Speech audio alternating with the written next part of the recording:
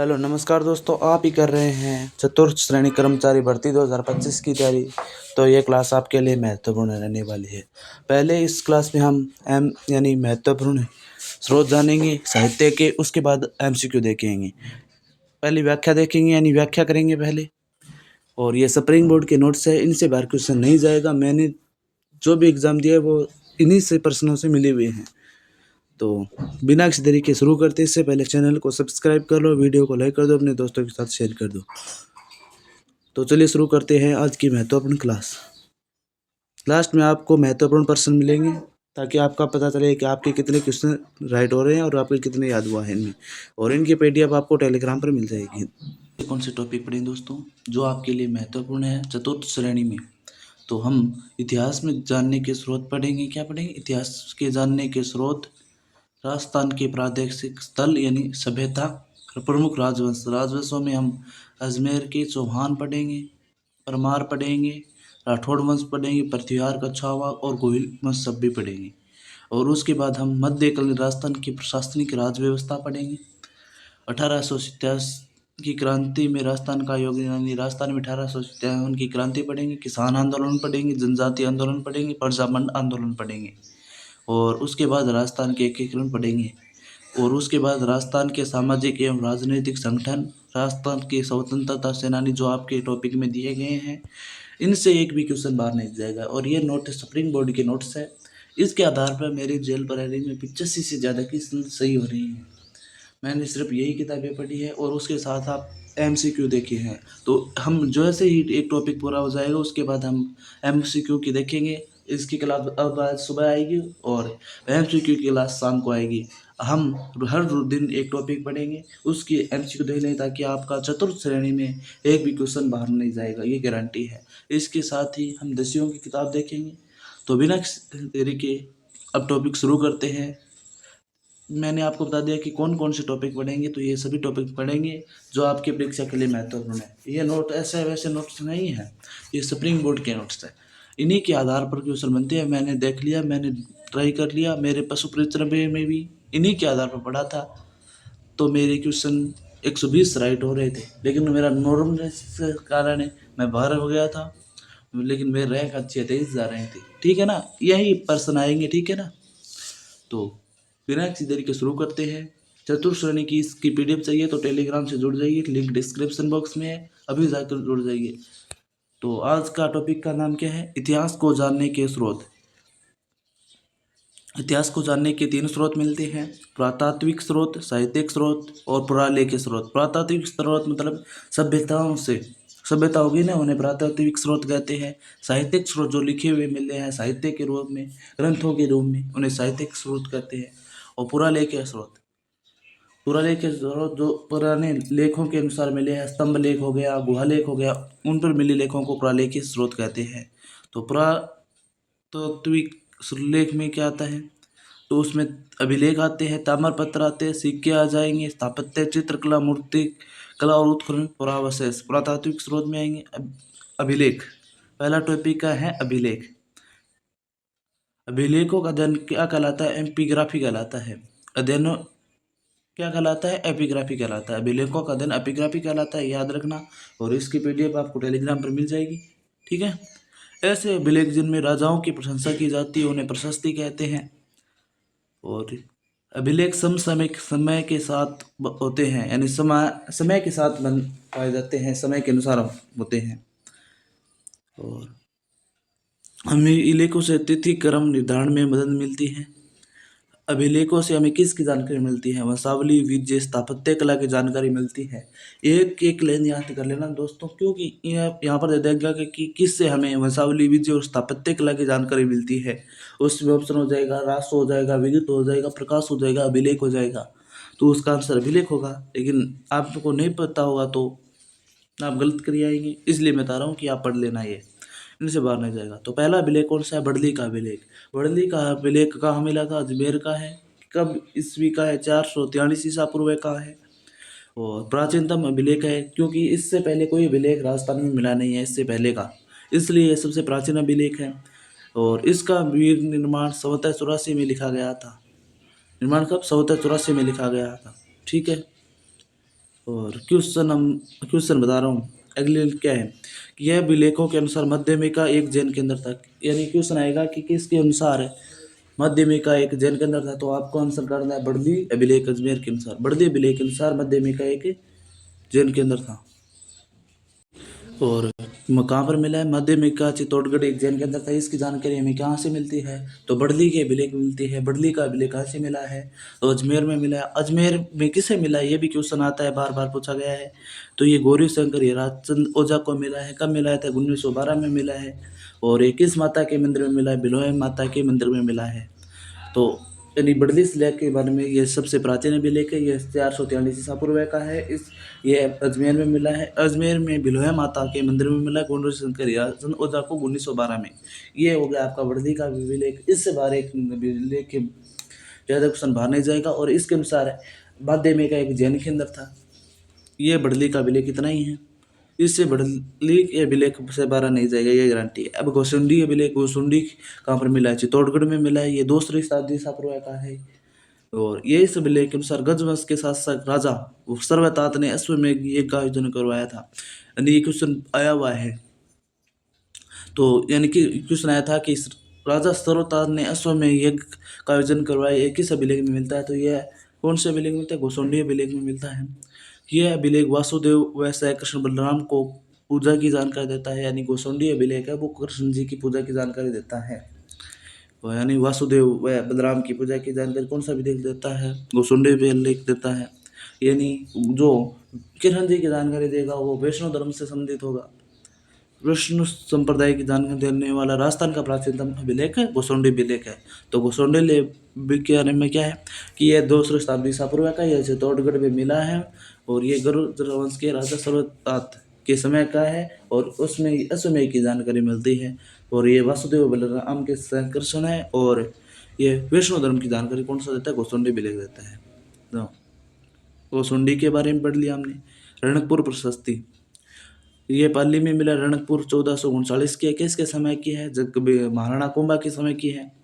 ये है प्रशस्ति चौमुखा मंदिर। चौमुखा मंदिर कहाँ पर है आदिनाथ ऋषभदेव मंदिर रणकपुर पाली में मिला है। और रणकपुर में चौमुखा मंदिर है ना उसकी प्रशस्ति में है, मंदिर में लगी हुई है पाली में। और चौमुखा मंदिर किससे संबंधित है आदिनाथ या ऋषभदेव को संबंधित है। ये बप्पा रावल तथा काल बौद्ध को अलग अलग बताती है। ये क्वेश्चन बार बार 2-3 से बार आ गया कि कौन सी प्रशस्ति है जो बप्पा रावल तथा काल बौद्ध को अलग बताती है। तो उसका आंसर था रणकपुर प्रशस्ति 439 की है। यानी ये बप्पा रावल तथा काल बौद्ध को अलग अलग बताती है। यह प्रशस्ति कुंभा की विजय तथा उपलब्धियों का जानकारी देती है क्योंकि ये कुंभा के टाइम की है 1439 की है।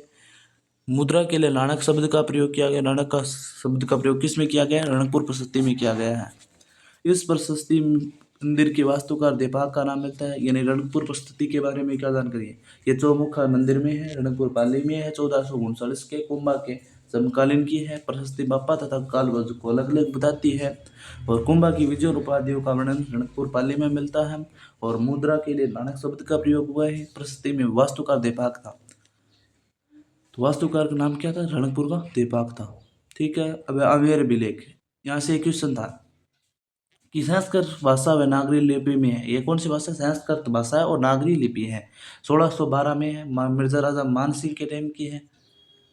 ठीक है। इसमें कच्छाओं को रघुवंश तिलक कहा गया है। ये क्वेश्चन भी आया हुआ है कि किस में कच्छाओं का रघुवंश तिलक कहा गया है। तो आमेर अभिलेख 1612 का है। इसमें मानसिंह भगवनदास का पुत्र तथा जम्मू उसने जमरानगढ़ किले का निर्माण किसने करवाया था मानसिंह ने करवाया था। ठीक है।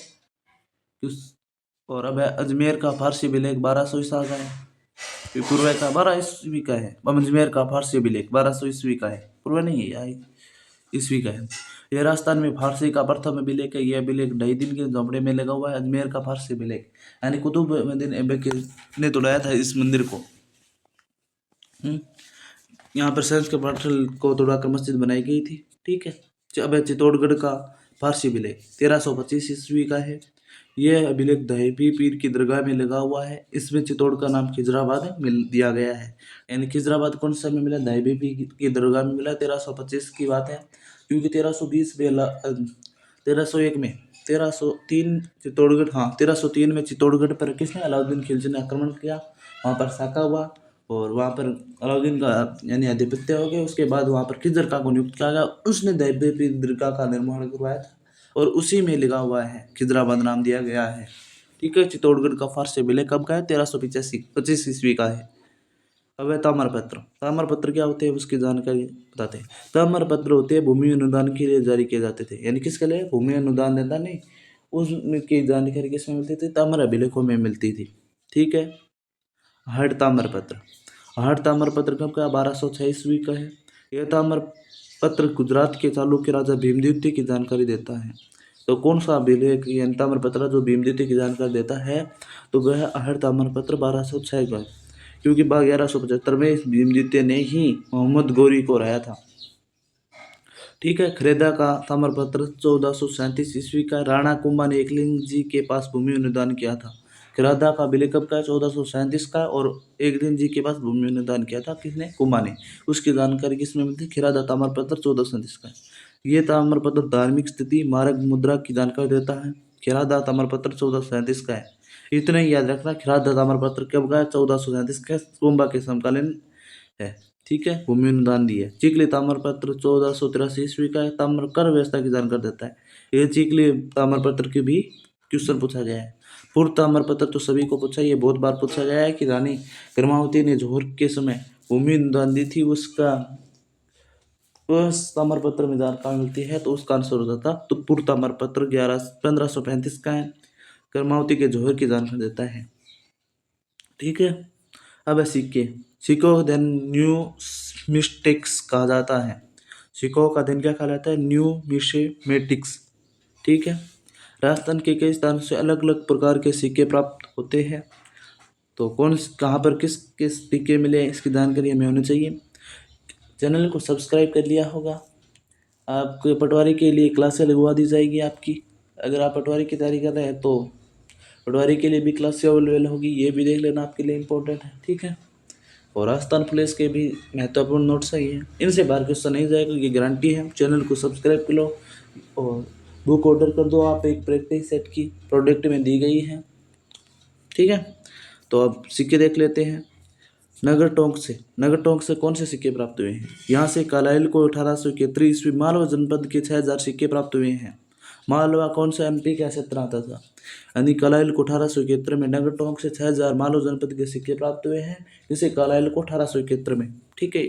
नगर टोंक से कालाइल को राजस्थान का पुरातत्व का जनक कहा जाता है। कालाइल को नागछेला नगलाचेल कहाँ पर है? बयाना भरतपुर में है। यहाँ गुप्तकालीन सिक्के मिले हैं। 1921 गुप्तकालीन सिक्के प्राप्त हुए हैं, इन्हें जिन्हें गरुड़ प्रकार के सिक्के कहा जाता है। और गरुड़ प्रकार के सिक्के किसने चलाए थे? तो समुद्रगुप्त ने चलाए थे। गरुड़ प्रकार के सिक्के किसने चलाए थे? समुद्रगुप्त ने। ठीक है, याद रखना। नगलाचेल बयाना भरतपुर में 1921 मिले हैं। 10वीं 11वीं शताब्दी में राजस्थान में गद्दिया सिक्कों का प्रचलन था। कालांतर में राजस्थान में अलग अलग रियासतों ने अपने अलग अलग सिक्के जारी किए थे। तो यहाँ पर सिक्के दिए गए हैं, इसका स्क्रीनशॉट ले लो, इसे बार बार आप वांचोगे तो आपको याद आ जाएगा। और इसकी पीडीएफ है ना, वो आपको टेलीग्राम पर मिल जाएगी। ठीक है। तो सिक्के देख लीजिए। मेवाड़ में कौन सा सिक्का था? सौरूप शाही व चांदोड़ी सिक्का कहाँ का था? मेवाड़ का था। मेवाड़ में कौन सा राजा था? सौरूप सिंह राजा था, उसने अपने नाम के सौरूप शाही सिक्के चलाए थे। चांदोड़ी का सिक्का अकबर के समय का चलाया गया था। ठीक है। मारवाड़ में विजय सिंह था, तो मारवाड़ का विजय शाही हो गया। बीकानेर में गज सिंह था, गज शाही हो गया। और आमेर की यानी पचरंगा तिरंगा था या झंडा कह सकते हो, उसमें झाड़ का अंकित है, और इसलिए आमेर में झाड़साई सिक्के। जैसलमेर में अखे सिंह यानी अखेराज शासक था, तो उसने अपने नाम के सिक्के चलाए थे। अजमेर में अखे शाही, बूंदी में रामशाही, बूंदी के राम सिंह ने अपने नाम के रामशाही सिक्के चलाए थे। कोटा में गुमान सिंह, अलवर में राव सिंह, अलवर में राजा इनाम से पहले राव रखता था, इसलिए उन्होंने राव शाही सिक्के चलाए थे। धौलपुर में किसी को धोएंगे तो तमसाही मारेंगे तभी तो धोएंगे, तो तमसा शाही धौलपुर में। ऐसे ट्रिक याद करो जो आपको याद आ जाए।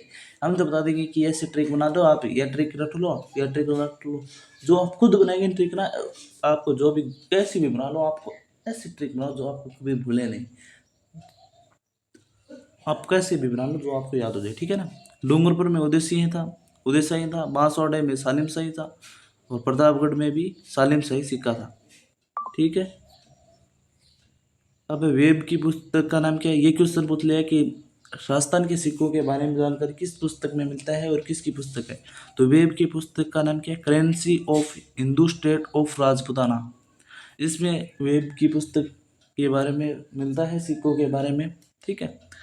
और इसकी क्वेश्चनों की क्लास शाम को आएगी, ठीक है, उसे देख लेना इसके साथ ही। और इसके पीडीएफ डाल दी गई है टेलीग्राम में, जाकर देखना, आपको मिल जाएगी। तो अब स्थापत्य कला मंदिर देख लेते हैं। शीतलेश्वर महादेव मंदिर कहाँ पर है? ये झालरापाटन झालावाड़ में है। ये गुप्तकालीन मंदिर है और ये राजस्थान का प्राचीनतम तिथि युक्त 689 ईस्वी मंदिर है, यानी राजस्थान का पहला गुप्तकालीन या फिर राजस्थान का प्रथम मंदिर जो तिथि युक्त है, यानी उस पर तिथि लिखी हुई है, तारीख लिखी हुई है 689 ईस्वी, ठीक है। और वो कहाँ पर है? झालरापाटन झालावाड़ में है। झालरापाटन में कौन सा मंदिर है? शीतलेश्वर मंदिर है, ठीक है। ये गुप्तकालीन शिव मंदिर है। जगत शिरोमणि मंदिर अभी आरएस में आया था, या आरएस में आया था या फिर शायद एक यानी बड़े एग्जाम में आया था कि आमेर में कौन कौन से दो मंदिर है, यानी इनमें से कौन सा आमेर में मंदिर है? एक जगत शिरोमणि मंदिर था, एक खलकाणी माता मंदिर था, और एक मंदिर और था। 3 मंदिर थे। एक मंदिर, वो तीनों इसी में थे और अन्य किताबों में कहीं पर नहीं थे कि किसका मंदिर का निर्माण कच्छावा नहीं करवाया था, ऐसे क्वेश्चन था, ठीक है। तो अब देख लीजिए जगत शिरोमणि मंदिर कहाँ पर है, याद रखना, अजमेर में है जगत शिरोमणि मंदिर। और जगत शिरोमणि मंदिर का निर्माण किसने करवाया था? तो रानी कनकावती ने करवाया था, जो कि मानसी की पत्नी थी। और किसकी याद में करवाया था? बेटे जगत सिंह की याद में करवाया था, ये याद रखना। और मुगल राजपूत स्थापत्य कला का उदाहरण, क्योंकि उस समय मुगलों ने आमेर पर अधिकार मान लीजिए या फिर मनसबदारी या फिर कुछ उन्होंने जिंदा स्वीकार कर ली थी, ठीक है। और इस मंदिर में भगवान की कृष्ण की वही मूर्ति है जिसकी पूजा मीराबाई चित्तौड़गढ़ में करती थी। ये इंपॉर्टेंट है, ये क्या है? इंपॉर्टेंट है। यानी ऐसा क्वेश्चन बताया जाएगा कि चित्तौड़गढ़ में मीराबाई पूजा करती हुई वर्तमान में मूर्ति कहाँ पर है? तो जगत शिरोमणि मंदिर में है, याद रखना, ठीक है। और जगत सिंह कौन था? तो ये बंगाल आक्रमण में लड़ता हुआ मारा गया था, बंगाल आक्रमण में, ठीक है। चित्रकला, हमें राजस्थान के अलग अलग स्थानों से शैल चित्र प्राप्त हुए हैं। इन चित्रों में शिकार के दृश्य अधिक बनाए गए हैं। ये इम्पोर्टेंट नहीं है, ये इम्पोर्टेंट है। हमें चंबल छाजा नदी के क्षेत्रों में अधिक शैल चित्र प्राप्त हुए हैं। चंबल व छाजा नदी कहाँ पर है? बूंदी और कोटा में हमें शैल चित्रों के अधिक चित्र मिले हैं। तो वहाँ पर नदी प्रदन के कारण बहुत से शैलें मिली हैं, शैल मिले हैं, जिसके कारण वहाँ पर शैल चित्र का विकास होना संभव है। आलनिया कोटा ये सभ्यता कन्यादय 12 में है। करदला बूंदी में, छाजा नदी के किनारे। विराट जयपुर में है। सोनफरा सीकर ढड्डीकर व हरसोरा अलवर में है। यहाँ पर भी शैल चित्र के लिए मिले हैं, ठीक है। नोट, जगत राय ने आलनिया शैल चित्रों की खोज किसने की थी? जगत नारायण ने की थी, ठीक है। राजस्थान के प्राचीन चित्रित ग्रंथ जैसलमेर में जिनभद्र सूरी भंडार में रखे गए हैं, यानी राजस्थान के प्राचीनतम ग्रंथ है, उन्हें कहाँ पर रखा गया? तो जैसलमेर में पाया जाता है जिनभद्र सूरी भंडार, ठीक है। और जैसे कि ओद नियुक्ति वर्दी 10 वैकालिक सूत्र चूर्णी कहाँ पर है? तो ये जैसलमेर के जिनभद्र सूरी संग्रहालय में है। कालांतर में राजस्थान के अलग अलग रियासतों में अपनी अलग अलग शैल चित्रों का विकास हुआ था। जैसे कि बूंदी में प्रकृति चित्रण अधिक मिलता है। और किशनगढ़ में नारी सौंदर्य, यानी वो कौन सा किशनगढ़ में, मेरा नाम याद नहीं आ रहा है, नारी सौंदर्य है। नाथद्वारा में पिछवैया है, जिसे जीए टैग मिल सकते हैं। साउंड सिंह के टाइम में बनाया था नारी, वो कौन सा है? अबलीमिनी नहीं यार, नाम नहीं याद आ रहा, ठीक है, बाद में बता दूंगा जो भी याद आएगा। मूर्तिकला से हमें धार्मिक स्थिति, नृत्य, वाद्य यंत्रों की जानकारी मिलती है। विजय स्तंभ या कीर्ति स्तंभ चित्तौड़गढ़ जिले में बनी 9 मंजिला इमारत है। इसे मूर्तियों का अजायब घर कहा जाता है। ये भारतीय मूर्तिकला का विश्वकोश भी कहा जाता है विजय स्तंभ को। ये चित्तौड़गढ़ किले में बनी 9 मंजिला इमारत है। इसे मूर्तियों का अजायब घर कहा जाता है, ठीक है। और विजय स्तंभ का निर्माण किसने करवाया था? तो विजय स्तंभ का निर्माण महाराणा कुंभा ने करवाया था, मोहम्मद खिलजी प्रथम को रहने की उपलक्ष्य में। और ये चित्तौड़गढ़ में है। विजय स्तंभ, कीर्ति स्तंभ 2 है राजस्थान में। वो आपके लिए पूछ लिया जाए कीर्ति स्तंभ ऑप्शन में हो और वो विजय स्तंभ हो, तो आपको पूछ लिया जाएगा कि महाराणा कुंभा ने किसका निर्माण करवाया था? तो विजय स्तंभ करना है, क्योंकि विजय के उपलक्ष्य में करवाया था, इसलिए विजय स्तंभ नाम है। कीर्ति स्तंभ तो इसका बाद में नाम है, ठीक है। उत्खनन प्रोसेस। उत्खननकर्ताओं ने राजस्थान के अलग अलग स्थानों को उत्खनन किया, ने वहाँ से अलग अलग सामग्री प्राप्त हुई है। और राजस्थान के उत्खननकर्ताओं के नाम कौन कौन से हैं, ठीक है, देख लीजिए। वीरेंद्र नाथ मिश्र, रतन चंद्र अग्रवाल, बीबी लाल और DR भंडारकर, ललित पांडे, जीवन सिंह खखरवाल। ठीक है, ये उत्खनन करता है राजस्थान के। साहित्यिक आहड़ से हमें कालीबंगा, विराट, मध्य बंगा, ये सभी क्या है, सभ्यता है। उनसे सामग्रिक मर्दबांड मिल गए, आभूषण मिल गए, सिक्के मूर्ति मिल गई। तो आज इतना ही, और कल सुबह मिलते हैं साहित्यिक स्रोत के साथ। चैनल को सब्सक्राइब कर लो, वीडियो को लाइक कर दो। इसकी PDF आपको टेलीग्राम पर मिल जाएगी। और शाम को क्लास आएगी किसकी, MCQ की, तो जाकर देख लेना। ठीक है, धन्यवाद पूरा वीडियो देखने के लिए। चैनल को सब्सक्राइब कर लिया होगा, धन्यवाद। एक मिनट। कोपेन के जलवायु वर्गीकरण के अनुसार डूंगरपुर बांसवाड़ा में जिलों में किस प्रकार की जलवायु पाई जाती है? तो आपको बता देता हूँ, कोपेन के अनुसार डूंगरपुर, बांसवाड़ा और साथ में ही झालावाड़ का कुछ क्षेत्र आता है और AW में आता है। तो मैप के अनुसार देखेंगे तो आपको बता देता हूँ कि कहाँ पर कौन सी पाई जाती है। तो राजस्थान का मैप कुछ इस प्रकार से है। तो यहाँ पर डूंगरपुर बांसवाड़ा है, उस क्षेत्र में कौन सी पाई जाती है, यहाँ से यहाँ पर AW पाई जाती है। और बीच में कौन सी पाई जाती है, CWG पाई जाती है। और BSHW अर्ध शुष्क क्षेत्र में पाई जाती है। और शुष्क क्षेत्र में कौन से पाई जाती है, BWHW, यानी जैसलमेर और गंगानगर का कुछ क्षेत्र, बीकानेर का क्षेत्र में और बाड़मेर का कुछ क्षेत्र में BWHW पाई जाती है। और अर्ध शुष्क जिलों में BSHW और ठेठ दक्षिण में AW और CWG यानी भरतपुर, जयपुर, यहाँ पर पाई जाती है CWG। तो इसका सही आंसर हो जाएगा AW। यानी आपको साथ में वर्गीकरण भी बता दिया, पूरा हो गया। आप इतना ही, आप मैप के अनुसार याद करोगे तो आपका ज़्यादा क्वेश्चन सही होंगे। आप मैप के अनुसार भौतिक प्रदेश पढ़ लेना, मृदा के प्रकार, और ये ना थर्नवेट और कोपेन, इनके अनुसार है, ये आपको पढ़ लेना चाहिए मैप के अनुसार। मैं 100% के साथ कहता हूँ कि आपके ज़्यादा सही होंगे और ज़्यादा याद होंगे। तो देखिए, कोपेन ने राजस्थान के जलवायु को 4 भागों में विभाजित किया, जो मैंने आपको बता दिया है। AW का नाम क्या है, उष्णकटिबंधीय आर्द्र जलवायु प्रदेश के अंतर्गत डूंगरपुर, बांसवाड़ा, चित्तौड़गढ़, झालावाड़ जिले सम्मिलित है। ठीक है। और BSHW यानी उष्णकटिबंधीय शुष्क मरुस्थलीय जलवायु प्रदेश के अंदर जैसलमेर, बीकानेर, गंगानगर, उत्तरी पश्चिम जोधपुर आते हैं। CWG उपोष्णकटिबंधीय आर्द्र जलवायु प्रदेश के अंतर्गत रावली के दक्षिण पूर्वी भाग प्रदेश सम्मिलित है। तो इसका सही आंसर हो जाएगा, आपको बता दिया है, AW। अब क्वेश्चन नंबर 2, अरावली पर्वत की माला के संबंध में निम्नलिखित में से कौन सा कथन सही नहीं है, सत्य है? तो कौन सा सत्य है? तो अरावली का निर्माण कब हुआ था? अरावली का निर्माण कैम्ब्रियन युग में हुआ और वर्तमान में अवशिष्ट पर्वत है। ठीक है, ये मुख्यतः अग्न्य चट्टानों से निर्मित है। ठीक है, ये दक्षिणी पश्चिम से उत्तर पूर्व दिशा में विस्तृत है। तो ये आपको नक्शे के अनुसार देखिए, ये आपका राजस्थान का मैप सही नहीं बना है दोस्तों।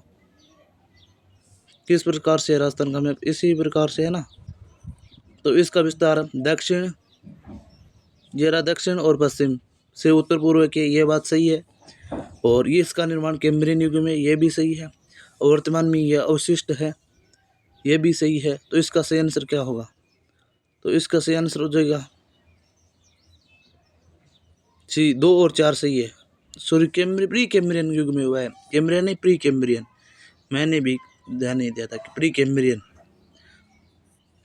ठीक है, तो ये अवशिष्ट है। ठीक है, ये भी सही है। और इसका विस्तार है वो दक्षिण पूर्व से उत्तर पूर्व की ओर है। तो इसका सही आंसर क्या होगा? 1, 2 और 4 हो जाएगा इस प्रश्न के अनुसार। 2 और 4 इसका सही आंसर है। ठीक है, सी इसका करेक्ट होगा। अरावली प्राचीन पर्वत से, इसे अवशिष्ट पर्वत भी कहते हैं। इसका निर्माण आर्किनी युग में हुआ था। नहीं, आर्किनी युग में नहीं हुआ, प्री कैम्ब्रियन युग में हुआ था। आर्किन युग भी आ सकता है और प्री कैम्ब्रियन युग भी आ सकता है, आपको आर्किन युग भी करना है। और इसका पूर्व कार्बोनिशिष्ट सेलों से निर्मित है। ये देखिए, ये मैंने कहा था ना, प्री कैम्ब्रियन युग में भी आया है। ठीक है, ये दक्षिण पश्चिम से उत्तर पूर्व दिशा में विस्तृत है। ये पालनपुर गुजरात से राजस्थान से होकर दिल्ली तक लगभग 800 किलोमीटर लंबाई में विस्तृत है। ठीक है, क्वेश्चन नंबर 3 और आपको ऑप्शन भी दिखा देता हूँ, और ये CT में पूछा गया है। राजस्थान के निम्नलिखित जिलों का उत्तर से दक्षिण विस्तार की क्रम बताना है। तो उत्तर में सबसे पहले कौन आता है? तो गंगानगर, गंगानगर के बाद बीकानेर, बीकानेर के बाद जोधपुर और जालौर। तो 1 नंबर पर गंगानगर आएगा, उत्तर से दक्षिण पूछा है। 2 पर बीकानेर आएगा, 3 पर जोधपुर आएगा और 4 पर जालौर आएगा। 1 2 1 4 1 4 3 2 इसका सी आंसर सही हो जाएगा। ये मैप के अनुसार याद कर लेना, आपको जल्दी याद होंगे, मेरे मानना है आपके लिए। क्वेश्चन नंबर 4 क्या है? कोपेन के जलवायु वर्गीकरण के अनुसार राजस्थान के किन जिलों में स्टेपी जलवायु पाई जाती है? स्टेपी प्रकार की जलवायु, स्टेपी कहाँ पर पाई जाती है? तो इसका सही आंसर क्या होगा? बाड़मेर, जालौर, जोधपुर में स्टेपी पाई जाती है। कौन सी पाई जाती है?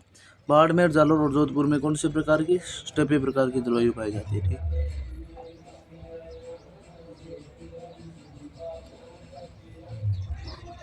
क्यों व्याख्या भी देख लीजिए।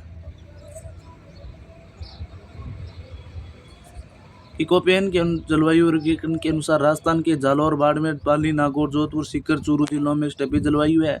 ये किस में आता है? BSHW में आता है। और इस प्रदेश में शीत ऋतु शुष्क होती है तथा वर्षा भी कम होती है। स्टेपी प्रकार की वनस्पति में कांटेदार झाड़ियाँ हैं, आप सभी को पता है। ठीक है, अब क्वेश्चन देख लेते हैं फटाफट जो आपकी एग्जाम में है। तो राजस्थान की निम्नलिखित चोटियों को ऊंचाई के अनुसार आरोही क्रम में व्यवस्थित करना है। आरोही क्रम में बताना है दोस्तों आपको। तो सबसे ऊंची चोटी क्या है? सी है। सबसे ऊंची चोटी का नाम क्या है? तो सबसे ऊंची चोटी कौन सी है? गुरु शिखर। गुरु की ऊंचाई कितनी है? 1722 मीटर है। गुरु के क्या जरगा, दूसरी जरगा है क्या? इसकी ऊंचाई कितनी है? जरगा की 1431 या 41 है। गुरु बाद में शेर है, शेर की दिलवाड़ा, फिर जरगा, फिर अचलगढ़, फिर कुंभा गढ़। ठीक है, तो जरगा 1031 है, रघुनाथगढ़ 1055 है, लीलागढ़ और फिर सज्जनगढ़ और लीलागढ़। तो इसका सही आंसर हो जाएगा 5 में भी।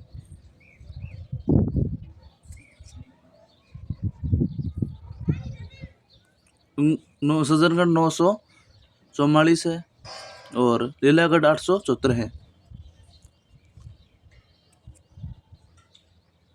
क्वेश्चन नंबर 6, मानसून 2000 के ये क्वेश्चन प्रीवियस है, ये करंट का था, नहीं है, ये नहीं आएगा। राजस्थान का सबसे बड़ा कृषि जलवायु प्रदेश कौन सा है? तो इसका सही आंसर क्या होगा? तो सबसे बड़ा कृषि जलवायु तो अति शुष्क आंशिक सिंचित क्षेत्र। तो राजस्थान की कृषि जलवायु को 10 भागों में बांटा गया। कितने भागों में? 10 भागों में। टमाटर, निम्नलिखित में से कौन सा स्थल स्थलाकृति अवस्थित सम्मिलित नहीं है? उड़िया का पड़ाल कहाँ पर है? माउंट आबू स्थित है। भारत यानी भाकर है यहाँ पर, भारत नहीं है, भारत नहीं है, भाकर, भाकर पूर्वी क्षेत्र में। ठीक है, लसाड़िया का पठार गोगुंद कहाँ पर है? लसाड़िया का पठार।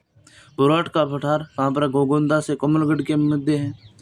और भाकर कहाँ पर है? तो पूर्वी में सही है। लसाड़िया का पठार कहाँ पर है? राजसमंद में नहीं है, लसाड़िया का पठार राजसमंद झील और उदयपुर के मध्य है लसाड़िया का पठार। ठीक है, राजस्थान के कितने जिलों में थार रेगिस्तान है? तो राजस्थान के 12 जिलों में थार का है, यह तो आप सभी को पता ही है। क्वेश्चन नंबर 10, राजस्थान राज्य की सीमा को स्पर्श करने वाला भारतीय राज्यों की संख्या। तो इसका सही आंसर क्या होगा? भारतीय राज्यों की सीमा 5 है। कौन सी लगते हैं? पंजाब, हरियाणा, उत्तर प्रदेश और मध्य प्रदेश, गुजरात, ये 5 राज्य हैं जो सीमा लगाते हैं। ठीक है, क्वेश्चन नंबर 11, राजस्थान का दक्षिणतम अक्षांश कौन सा है? तो 23.5 डिग्री उत्तरी अक्षांश राजस्थान का दक्षिणतम अक्षांश है, जो कि डूंगरपुर और बांसवाड़ा से गुजरता है। इसकी लंबाई कहीं पर आपको 26 किलोमीटर मिलेगी, कहीं पर 86 किलोमीटर मिलेगी। ठीक है ना। क्वेश्चन नंबर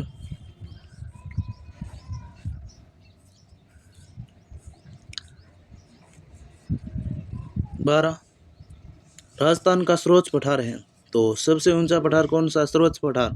तो इसका सही आंसर हो जाएगा उड़िया का पठार, जिसकी ऊंचाई 1360 मीटर है और ये माउंट आबू सिरोही स्थित है।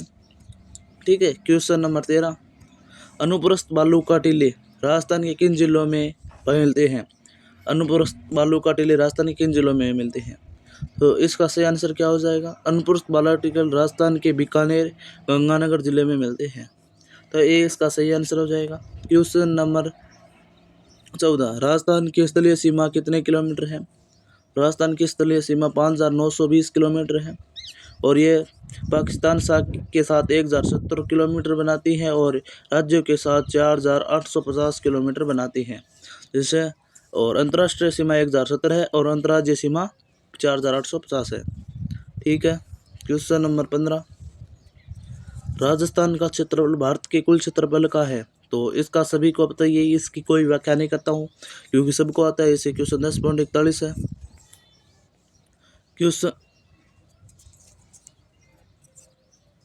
क्वेश्चन नंबर 16, राजस्थान की क्षेत्रफल की दृष्टि से निम्नलिखित में से कौन सा राजस्थान के बाद सबसे बड़ा राज्य है? तो राज्य है, तो इसका सही आंसर क्या हो जाएगा? मध्य प्रदेश।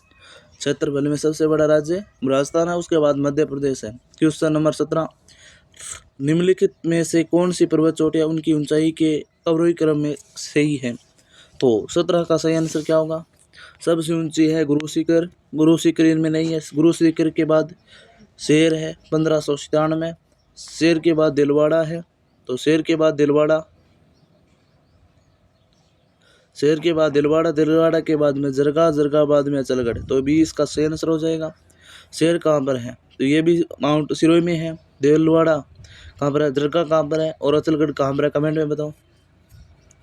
क्वेश्चन नंबर, यदि उत्तर आएगा इसका, अरे यार, क्वेश्चन नंबर 18, राजस्थान की उत्तरी में दक्षिण की लंबाई है, तो इसका सही आंसर क्या होगा? राजस्थान के उत्तर से दक्षिण की लंबाई 826 किलोमीटर है, उत्तर से दक्षिण, और पूर्व से पश्चिम की लंबाई 869 किलोमीटर। कितनी है? 869 किलोमीटर है। तो इसका सही आंसर हो जाएगा 826। क्वेश्चन नंबर 19, राजस्थान का राज्य पुष्प रोहिड़ा है। इसे अंग्रेजी में टेकोमेलांडोलेटा कहते हैं और ये सभी परीक्षाओं में बहुत बार पूछा जा चुका है। 1983 में राज्य पुष्प घोषित किया गया। राज्य वृक्ष प्रोसोपिस सिंदेरिया, जिसे खेजड़ी भी कहते हैं, खेजड़ी, जिसे कई बार झांटी भी कह देते हैं हमारी भाषा में। तो ठीक है। क्वेश्चन नंबर 21, निम्नलिखित में से कौन सा जिला राजस्थान में मरु त्रिकोण का भाग नहीं है? तो मरु त्रिकोण में कौन से जिले आते हैं? तो जोधपुर, बीकानेर और जैसलमेर, ये तीनों मरु त्रिकोण में आते हैं, जबकि बाड़मेर नहीं आता है। क्वेश्चन नंबर 22, निम्नलिखित में से थार मरुस्थल के भाग हैं, तो थार के मरुस्थल का कौन सा भाग है? तो शेखावटी प्रदेश है, गोडवाड़ प्रदेश है, घग्गर का मैदान है, जबकि बनास का मैदान नहीं है।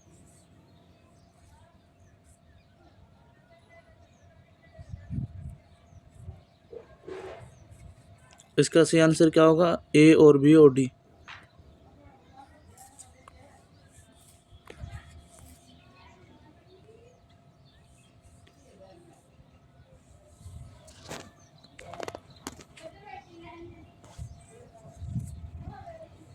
डंग गंगाधर उच्च भूमि अवस्थित है, तो यह कहाँ पर है? ये नागौरी उच्च भूमि को कहते हैं। डंग उच्च भूमि हाड़ौती प्रदेश में है। ये गलती होगी, माफ करना। क्वेश्चन नंबर 24, निम्नलिखित में से कौन सा पर्वतीय ऊंची चोटाई में सम्मिलित नहीं है? जरगा की 1431 सही है, शेर की 1597 सही है, और रघुनाथगढ़ की 1055 सही है, लेकिन अचलगढ़ की 1380 है। कितनी है? 1380 है। ठीक है, तो इसका सही आंसर बी हो जाएगा।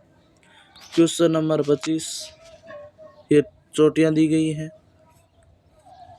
ये आप देख लेना, या बता देता हूँ। नहीं,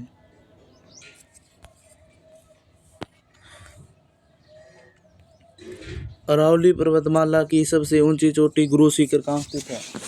तो गुरु शिखर कहाँ पर है? माउंट आबू सिरोही में स्थित है। ये इसका सही आंसर है। क्वेश्चन नंबर 26, सम्मिलित करना। अचलगढ़ की आपको अभी बताई थी 1380 है, खो 920 है, ब्रांच अलवर में है, और इसकी लंबाई कितनी है? 704 है, विराट 792 है।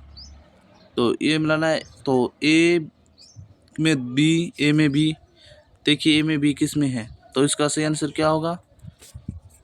विराट की 792 और विराट की 704 है, सॉरी, विराट की 704 है, विराट की 792 है, और खो की 920 है, चलगट की 1380 है। ठीक है, ये मिलेगा। क्वेश्चन नंबर 27, गुरु शिखर पर्वत चोटी रावली के किस प्रदेश का भाग है? तो गुरु शिखर, तो ये दक्षिण का भाग है। क्वेश्चन नंबर 28, सम्मिलित करना है। रघुनाथगढ़ कहाँ पर है? सीकर में है। शेर कहाँ पर है? सिरोही में है। जरगा उदयपुर में है। जयगढ़ जयपुर में है। तो ये मैंने मिलान कर दिया। क्वेश्चन नंबर 35 ही देखेंगे दोस्तों इस वीडियो में। क्वेश्चन नंबर 29, इनमें से कौन सी रावली श्रृंखला की सबसे ऊंची पर्वत चोटी है? गुरु शिखर है, सिरोही में है। राजस्थान में गुरु शिखर चोटी का की ऊंचाई 1722 मीटर। धन्यवाद इस वीडियो को देखने के लिए, आप सभी का पूरा धन्यवाद। ऐसे ही रोज वीडियो देखिए तो आपका सिलेक्शन हो जाएगा। धन्यवाद। हेलो नमस्कार दोस्तों, आप सभी का आपके अपने यूट्यूब चैनल में स्वागत है। अगर आप कर रहे हैं 4th ग्रेड की तैयारी तो ये क्लास आपके लिए महत्वपूर्ण रहने वाली है। इस क्लास में हम राजस्थान के भूगोल के 20 क्वेश्चन व 20 क्वेश्चन ही राजस्थान हिस्ट्री और कल्चर के देखेंगे और 10 क्वेश्चन कल्चर के देखेंगे। क्यों देखेंगे? क्योंकि इतने ही क्वेश्चन आपके 4th ग्रेड में पूछे जाने वाले हैं। अगर आप 50 में से 40 कर देते हैं तो आपकी बेस्ट ऑफ तैयारी है, यानी बेस्ट तैयारी है। और अगर 35 होती है तो सामान्य से थोड़ी सी कम है, आपको तो और तैयारी करनी है। तो शुरू करते हैं। इससे पहले चैनल को सब्सक्राइब कर लो। PDF चाहिए तो लिंक डिस्क्रिप्शन बॉक्स में है, टेलीग्राम का जाकर जुड़ जाओ। तो बिना किसी देरी की क्लास शुरू करते हैं। मैं गारंटी देता हूँ कि आपके इन क्वेश्चनों से बाहर नहीं जाएगा। ठीक है, और पहले 20 क्वेश्चन हम किसके देखेंगे? ज्योग्राफी देखेंगे, क्योंकि 20 क्वेश्चन आपके ज्योग्राफी के आते हैं। और उसके बाद हम 20 क्वेश्चन राजस्थान हिस्ट्री के और 10 कल्चर के देखेंगे, क्योंकि आपके 50 क्वेश्चन आएंगे। ठीक है, तो आज का पहला क्वेश्चन क्या है कि कोपेन के जलवायु वर्गीकरण के अनुसार डूंगरपुर और बांसवाड़ा जिलों में किस प्रकार की जलवायु पाई जाती है? तो आपको नक्शा जरूर रखना है आपके पास। तो सबसे पश्चिम में डूंगरपुर और बांसवाड़ा में AW प्रकार की जलवायु पाई जाती है। CWG कहाँ पर पाई जाती है? मध्य राजस्थान में, यानी रावली के दक्षिण में, दक्षिण पूर्व में। कहाँ पर? रावली के दक्षिण पूर्व में पाई जाती है। जैसे कि बूंदी हो गया, यहाँ पर बूंदी, जयपुर, भरतपुर, अलवर और सवाई माधोपुर, करौली, राजसमंद, इन जिलों में कौन सी पाई जाती है? CWG प्रकार की पाई जाती है। जबकि BWHW कहाँ पर पाई जाती है? तो BWHW कहाँ पर पाई जाती है दोस्तों? ये पाई जाती है जैसलमेर, बीकानेर, गंगानगर और बाड़मेर में। जबकि BSHW अर्धशोषक मरुस्थल में पाई जाती है। तो ये व्याख्या हो गई आपके लिए। इतने ही क्वेश्चन बनेंगे। ठीक है, इससे बाहर नहीं जाएगा कोपेन के जलवायु वर्गीकरण से। कोपेन ने राजस्थान के जलवायु को 4 भागों में विभक्त किया है। AW यानी उष्णकटिबंधीय आर्द्र जलवायु पाई जाती है, जिसके अंदर डूंगरपुर, बांसवाड़ा, चित्तौड़गढ़, झालावाड़ जिले सम्मिलित है। और BSHW यानी उष्णकटिबंधीय शुष्क मरुस्थलीय जलवायु अंतर्गत जैसलमेर, बीकानेर, बाढ़, BSHW मानगढ़, गंगानगर, उत्तर पश्चिमी जोधपुर जिला आता है। CWG या उपोष्ण कटिबंध आर्द्र जलवायु अरावली के दक्षिण पूर्वी भाग के प्रवेश शामिल है। यहाँ पर जैसलमेर BSHW में भी आता है और BWHD में। इसका पश्चिमी नहीं, इसका हाँ पश्चिमी क्षेत्र है वो BSHW में आता है। ठीक है, और अगर जैसलमेर बोल लिया जाए तो आपको करना है BWHW में। ठीक है, याद रखना। अरावली पर्वतमाला के संबंध में कौन सा कथन सत्य है? इसका निर्माण कैम्ब्रियन युग में हुआ, वर्तमान में अवशिष्ट है, यह मुख्यतः घन चट्टानों से निर्मित है, या ये दक्षिण पश्चिम से उत्तर पूर्व में विस्तृत है। तो इसका आंसर क्या होगा? ये प्री कैम्ब्रियन युग की चट्टान है। तो इसका निर्माण किस युग में हुआ था? प्री कैम्ब्रियन में। प्री कैम्ब्रियन में इसका निर्माण हुआ था। कौन से काल में? Pre Cambrian. तो पहला तो गलत है, वर्तमान में अवशिष्ट है, सही बात है। और ये दक्षिण पश्चिम से उत्तर पूर्व दिशा में विस्तृत है, ये भी सही है। 2 और 3 सही है, 2 और 4। तो इसका सही आंसर क्या होगा? 2 और 4। अगन है कि नहीं है ये? ठीक है, 2 और 4 इसका सही आंसर है। आर्किन युग में, प्री कैम्ब्रियन तो में नहीं, आर्किन युग में इसका निर्माण हुआ। ये पूर्व के क्वार्टरजाइट, नीच तथा शिष्ट चेल्रो से निर्मित है। ठीक है, पूर्व कैमरियन भी ठीक है, पूरे कैमरयुगीन क्वार्टरजाइट शिष्ट शैलों से निर्मित है। ये दक्षिण पश्चिम से उत्तर दिशा में विस्तृत है। यह क्षेत्र पालनपुर गुजरात से राजस्थान होकर दिल्ली तक लगभग 800 किलोमीटर लंबी में विस्तृत है। क्वेश्चन नंबर 3, राजस्थान के निम्नलिखित जिलों का उत्तर से दक्षिण की ओर सही क्रम है। तो सबसे उत्तर में कौन सा है देख रहा है आपको, श्री गंगानगर सबसे उत्तर में है, यह तो याद है ना आपको। और उसके बाद बीकानेर, दूसरा किसका है, बीकानेर। 1 नंबर पर ये गंगानगर है उत्तर में, फिर बीकानेर आएगा 2 नंबर पर, 2 नंबर 3 नंबर पर जोधपुर आएगा, जोधपुर के बाद 4 नंबर पर जालौर आएगा। तो ये देखिए ऑप्शन में 1 4 3 2, ऐसे इसका करेक्ट हो जाएगा। राजस्थान के जिलों का उत्तर से दक्षिण की ओर सही क्रम है गंगानगर, बीकानेर, जोधपुर, जालौर, ये सही है। क्वेश्चन नंबर 4, कोपेन की जलवायु वर्गीकरण के अनुसार राजस्थान के किन जिलों में स्टेपी जलवायु पाई जाती है। तो स्टेपी कहाँ पर पाई जाती है, जैसलमेर, बीकानेर, गंगानगर, बाड़मेर, और बाड़मेर, जालौर, जोधपुर, तो और जयपुर 2 साटो। तो स्टेपी जलवायु की पूछे तो अर्ध शुष्क क्षेत्र में पाई जाती है BSHW में। और BSHW में कौन से आते हैं स्टेप, तो बाड़मेर, जालौर, जोधपुर किस में आते हैं, BSHW में आते हैं। BSHW में कौन से आते हैं, बाड़मेर, जालौर, जोधपुर। तो सी इसका सही आंसर है, स्टेपी जलवायु पाई जाती है बाड़मेर, जालौर, जोधपुर में।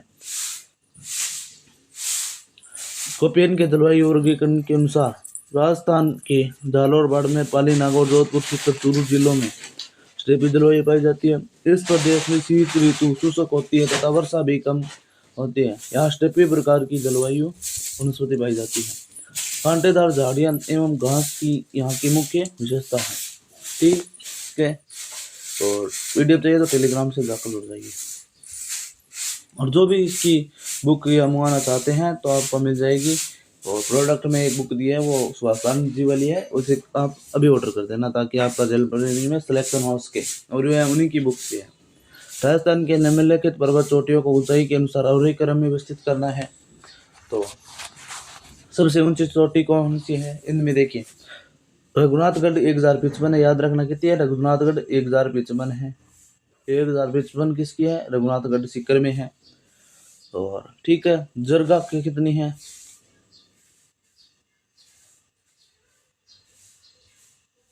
1431 जरगा है।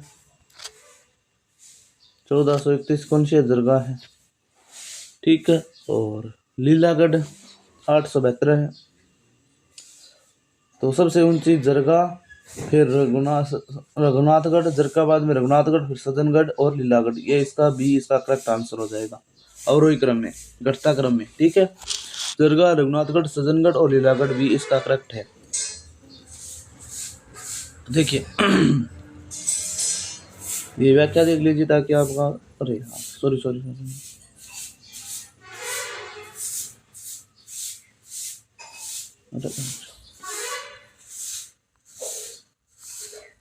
व्याख्या देख लीजिए। व्याख्या कि राजस्थान की मुख्य पर्वत श्रेणी अरावली दक्षिण पश्चिम में सिरोही से लेकर उत्तर पूर्व में खेतड़ी तक श्रृंखलाबंद है।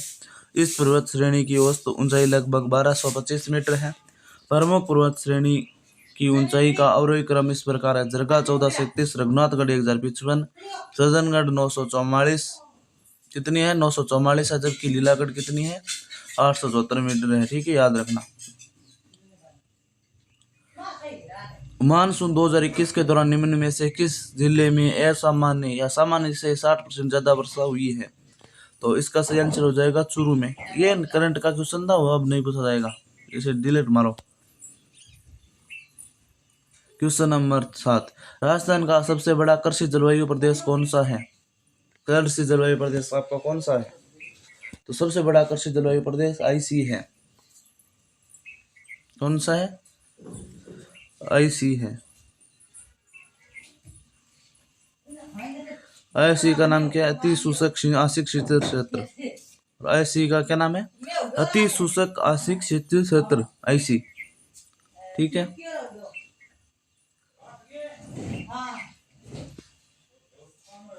राजस्थान को कुल 10 कृषि जलवायु प्रदेश में विभाजित किया गया।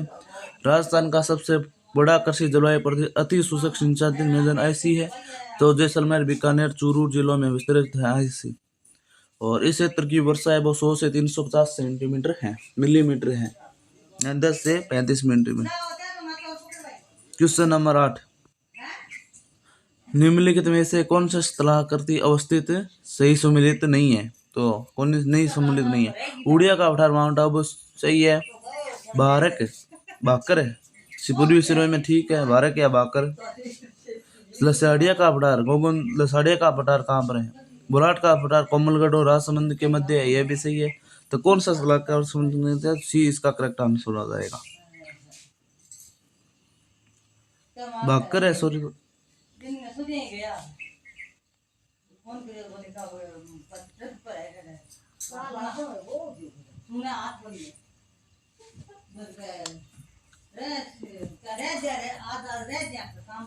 उड़िया का पठार कटा माउंट आबू में है, बाकर सिरोही सिरोही में है, लसाड़िया का पठार राजसमंद जिला और उदयपुर के राजसमंद और उदयपुर के मध्य कौन सा है?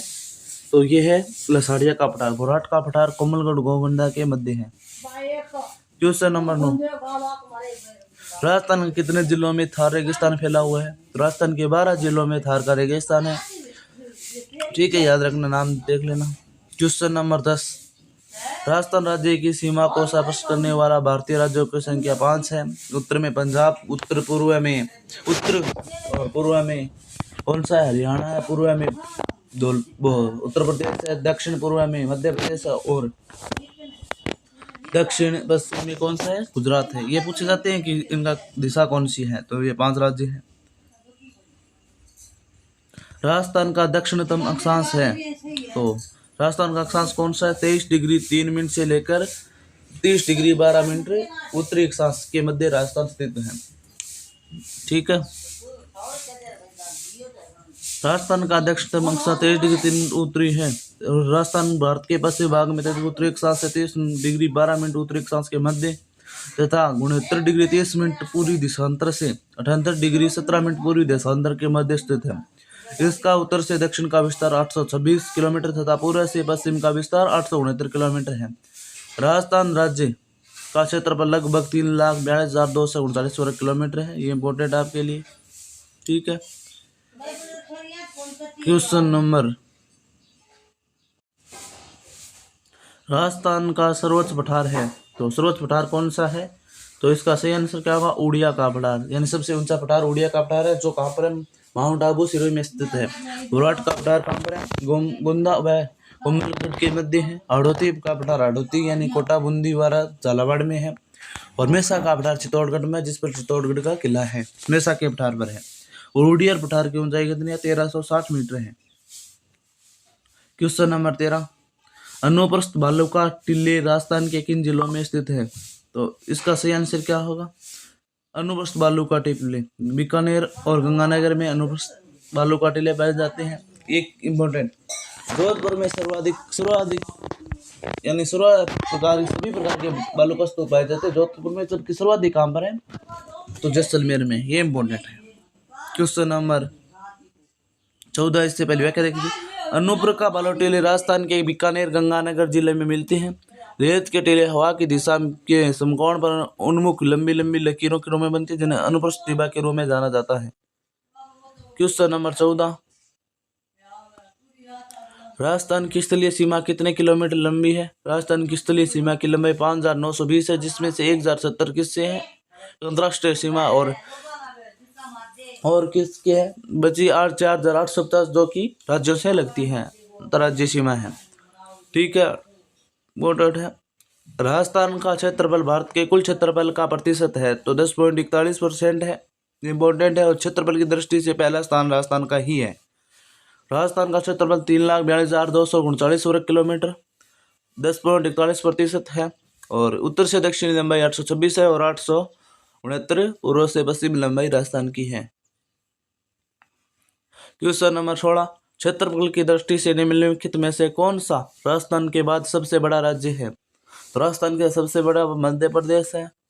और 1 नवंबर 2000 को मध्य प्रदेश के 2 भाग जीतकर छत्तीसगढ़ बनाएगा, जिसके बाद राजस्थान की सबसे लंबा यानी सबसे बड़ा राज्य हो गया।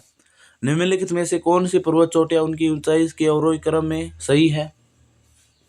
अवरोही क्रम में पूछी है तो शेर सबसे ऊंची है, शेर के बाद दिलवाड़ा, दिलवाड़ा के बाद में जरगा, जरगा के बाद में अचलगढ़। तो इसका सही आंसर हो जाएगा बी। 3 क्वेश्चन और रहे हैं ज्योग्राफी के, उसके बाद हिस्ट्री के लेंगे 20 क्वेश्चन। ठीक है, व्याख्या देख लीजिए। शेर की ऊंचाई 1597 मीटर है। कितनी? शेर की 1500, सम्मिलित करना है। शेर की 1597 मीटर है और दिलवाड़ा 1442, दरगाह 1431, अचालगढ़ 1380। क्वेश्चन नंबर 18, 2 क्वेश्चन और रहे हैं। राजस्थान की उत्तर से दक्षिण की लंबाई कितनी है? तो उत्तर से दक्षिण की 826 है, जबकि 869 पूर्व से पश्चिम है। राजस्थान का क्षेत्रफल 3,42,239 वर्ग किलोमीटर है। राजस्थान का राज्य पशु कौन सा है? रोहिड़ा है, जिसे 1983 में अपनाया गया था। इसका अंग्रेजी में नाम क्या है, यानी वैज्ञानिक नाम है टेकोमेला अंडुलेटा। इसे राजस्थान का सागवान भी कहते हैं। ये जो बातें बताइए वहां पर देख लीजिए, वाँच लीजिए आप आराम से। और खेजड़ी पर का वैज्ञानिक नाम है प्रोसिपिसेनेरिया और 31 अक्टूबर 1983 को बनाया गया। ऊंट राजस्थान का राज्य पशु पशुधन 2014 में। ठीक है, चिंगारा वन्य जीवों की श्रेणी में 1981 में। ठीक है, गोंडवाना या वेस्ट इंडियन राज्य पक्षी है। ठीक है, इतना इम्पोर्टेंट है। क्वेश्चन नंबर और 20, राजस्थान का राज्य प्रोसिपिसेनेरिया जिसे खेजड़ी कहते हैं। टेकोमेला अंडुलेटा भी किसे कहते हैं? रोहिड़े को कहा जाता है। निम्न कौन सा जिला राजस्थान में मरु त्रिकोण में भाग नहीं है? तो ये आपको कमेंट में बता देना है, कमेंट में बताना है। और अब देखते हैं राजस्थान हिस्ट्री के 20 क्वेश्चन। ठीक है, चैनल को सब्सक्राइब कर लिया होगा, टेलीग्राम से जाकर जुड़ जाइए। ये 20 क्वेश्चन आपके हिस्ट्री के। मेवाड़ राज्य के अंत्येष्टि भवन स्थल का क्या नाम है? तो का क्या नाम है? तो इसका सही आंसर हो जाएगा गेटोर, नहीं महासत्या। इसका सी इस करेक्ट आंसर है। ठीक है, सी इसका करेक्ट आंसर है। मेवाड़ राजघराने के अंत्येष्टि स्थल का नाम महासत्य है। राजस्थान के सर्वप्रथम राजपूत राज्य की स्थापना 567 ईस्वी में गोहिल द्वारा की गई थी। गोहिल ने नागदा को राजधानी बनाया। मेवाड़ के राणाओं ने नागदा को अपनी राजधानी बनाया। मेवाड़ के राणाओं को हिंदुआ सूरज कहा जाता है। बप्पा ने कैलाशपुरी में एकलिंग जी लकुलिस का मंदिर निर्मित करवाया। एकलिंग जी एवं गोहिल वंश की कुल देवता है। क्वेश्चन नंबर 2, मारवाड़ के किस शासक ने मुगलों की अधीनता स्वीकार नहीं की? तो इसका सही आंसर है मारवाड़ के राव चंद्रसेन ने नहीं की थी। जबकि उदयसेन किसका पुत्र था? तो यह मालदेव का सबसे बड़ा पुत्र था। उसके बाद रामसेन ने भी अधीनता स्वीकार कर ली थी, जो कि मेवाड़ का मालदेव का ही पुत्र थे। दोनों ने अकबर को सहज आकर अधीनता स्वीकार कर ली थी। अजीत सिंह ने तो कर ली थी, औरंगजेब के समय से था। यह अमरशेर का शासक नहीं था, जो कि राठौड़ वंश था। ठीक है, क्वेश्चन नंबर से पहले व्याख्या देखिए। राव मालदेव की मृत्यु के बाद राव चंद्रसेन 1562 में मारवाड़ का शासक बना। 1564 में अकबर हुसैन कुली खां के नेतृत्व में सेना बैच को जोधपुर अधिकार कर लिया। पर राव चंद्रसेन पहला राजपूत शासक था जिसने अकबर की अधीनता स्वीकार नहीं की। राज दरबार छोड़कर आजीवन जंगलों और बरडों में भटकते रहे, मुगलों पर छापा मारते रहे। क्वेश्चन नंबर 3, साहिबदीन नामक चित्रकार मेवाड़ के किस शासक का संरक्षण प्राप्त था? साहिबदीन नामक को तो महाराणा जगत सिंह को था। नासिरुद्दीन का संबंध मेवाड़ के महाराणा अमर सिंह से था। मेवाड़ के शासक महाराणा जगत सिंह ने साहिबदीन नामक चित्रकार को संरक्षण दिया। साहिबदीन ने रागमाला, महाभारत, रामायण के विषय चित्रों में शामिल किया। क्वेश्चन नंबर 4, 1818 ईस्वी में ईस्ट इंडिया कंपनी की ओर से राजपूत राज्य से संधि करने वाले अधिकारी था। तो चार्ल्स मेडकॉफ था। डी इसका करेक्ट आंसर है। राजस्थान के लगभग सभी रियासतों ने 1818 तक गवर्नर जनरल लॉर्ड हेस्टिंग्स कार्यालय में अधीनस्थ गठबंधन की ब्रिटिश संधि कर ली। कंपनी की ओर से राजपूत राज्यों से संधि करने वाले अधिकारी चार्ल्स मेडकॉफ था। अलवर, भरतपुर एवं धौलपुर राज्यों ने लॉर्ड वेलेस्ली के कार्यकाल में ही सहायक संधि स्वीकार कर ली थी। क्वेश्चन नंबर 5, मयूरध्वजगढ़ भी कहा जाता है। तो मयूरध्वजगढ़ किसे कहा जाता है? मेहरानगढ़ किले को कहा जाता है। इसका निर्माण जोधा ने करवाया था 1559 में। ठीक है, क्वेश्चन नंबर 6, अकबर की शाही सेना ने किसके नेतृत्व में जोधपुर पर कब्जा कर लिया था? तो इसका सही आंसर क्या होगा 6 में? तो अकबर की शाही सेना ने हुसैन कुली खां के नेतृत्व में 1564 पर जोधपुर अधिकार कर लिया था 1564 में। और वहाँ का शासक चंद्रसेन था, जो कि वहां से भाग कर कहाँ चला गया था, बहादुर चला गया था। क्वेश्चन नंबर 7, राव बीका ने किस वर्ष बीकानेर नगर की स्थापना की थी? तो इसका सही आंसर क्या होगा? 1488 में अखा तीज के दिन। ठीक है, 1488 में बीकानेर नगर की स्थापना राठौड़ वंशीय शासक राव बीका ने 1488 में किया। इसकी स्थापना ने नेहरा नामक जाट ने भी राव बीका का सहयोग किया, जिसके कारण इसका नाम बीका और नेर पड़ गया। क्वेश्चन नंबर 8, किस बीकानेर ने मुगलों सम्राट अकबर की अधीनता स्वीकार की थी? 108 का सही आंसर क्या हो जाएगा? बी कल्याणमल ने। इसका सही आंसर हो जाएगा 108 का। ठीक है, बीकानेर राव कल्याणमल नवंबर 1517 ईस्वी में अपने पुत्र राय सिंह व पृथ्वीराज के साथ नागौर में अकबर के समक्ष उपस्थित हुए और उसने अकबर की अधीनता स्वीकार कर ली। उल्लेखनीय है कि राव कल्याणमल बीकानेर के शासक थे, जिन्होंने 1542 से 1570 तक शासक किया। खानवा के युद्ध में राव कल्याणमल ने रांगाना सांगा की तरफ से युद्ध में भाग लिया था। क्वेश्चन नंबर 9, बीकानेर राज्य तथा मुगलों के बीच प्रथम संधि पर हस्ताक्षर करने वाला शासक था? तो इन लोगों का सही आंसर क्या हो जाएगा? कल्याणमल ही था।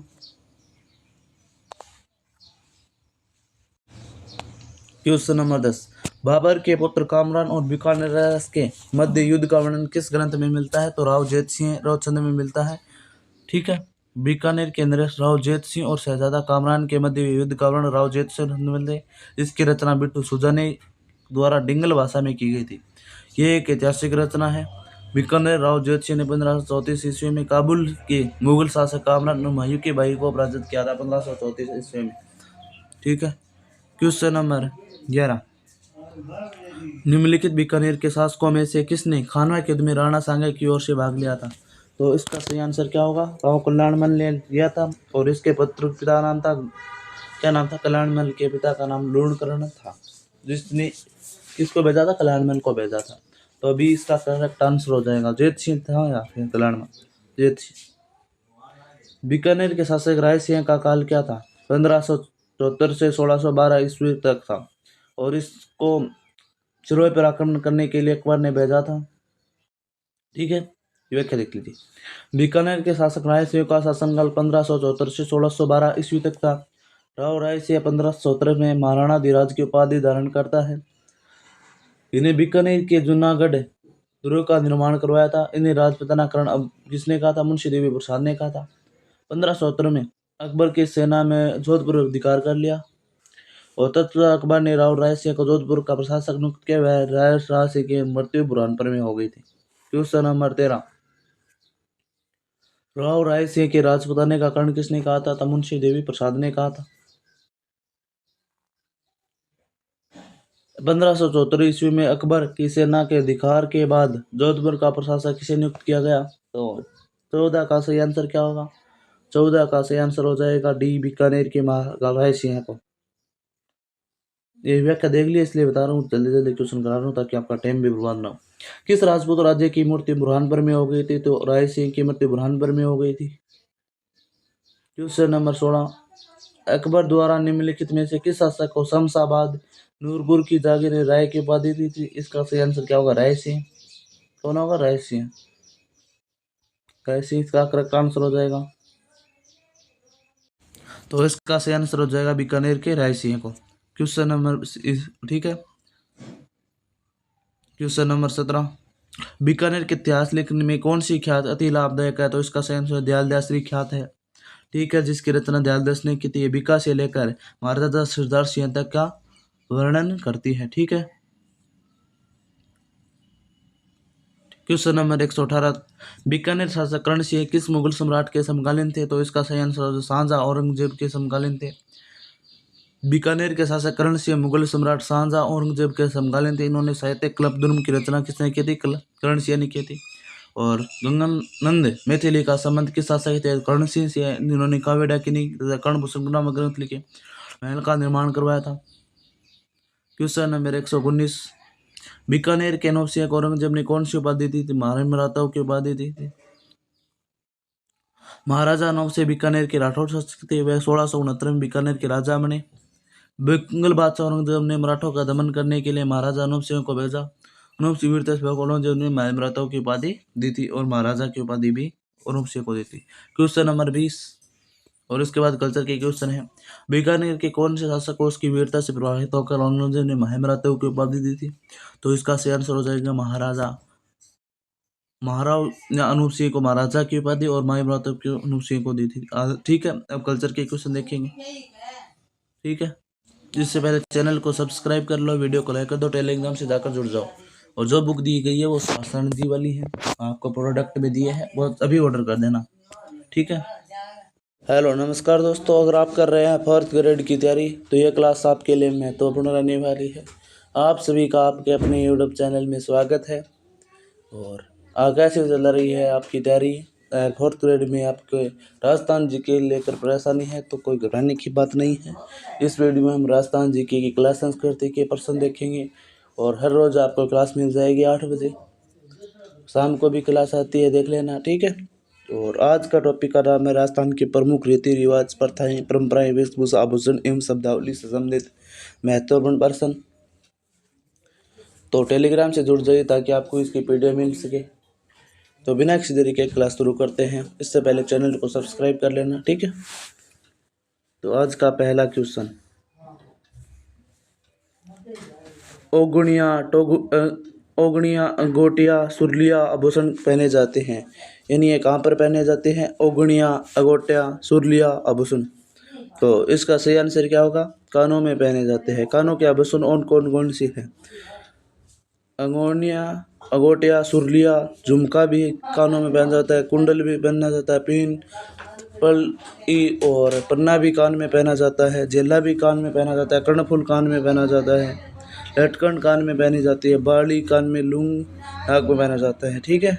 और ये व्याख्या देख लीजिए, इसका स्क्रीनशॉट लेना ताकि आपको याद रहे कि राजस्थान में कानों में पहने जाने वाले आभूषण ओगणिया है, अंगोटिया है, सुरलिया कानों में, झुमका भी कानों से, कुंडल कानों से, कर्णफूल कानों से, झाला कानों से, बाड़ा कानों से, पत्ती कानों में, बारेट कानों में, लटकन भी कानों में, जमेला में, बुलबत्ता, जेला आदि कहाँ पर पहना जाता है? कानों पर पहना जाता है। जबकि सिर पर कौन कौन से है?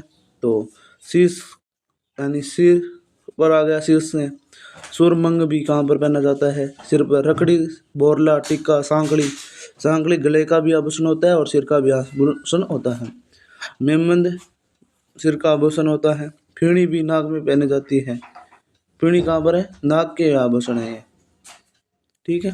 क्वेश्चन नंबर 2, ताड़ना या मोरबंदिया विवाह निम्न में से किस जनजाति में किया जाता है?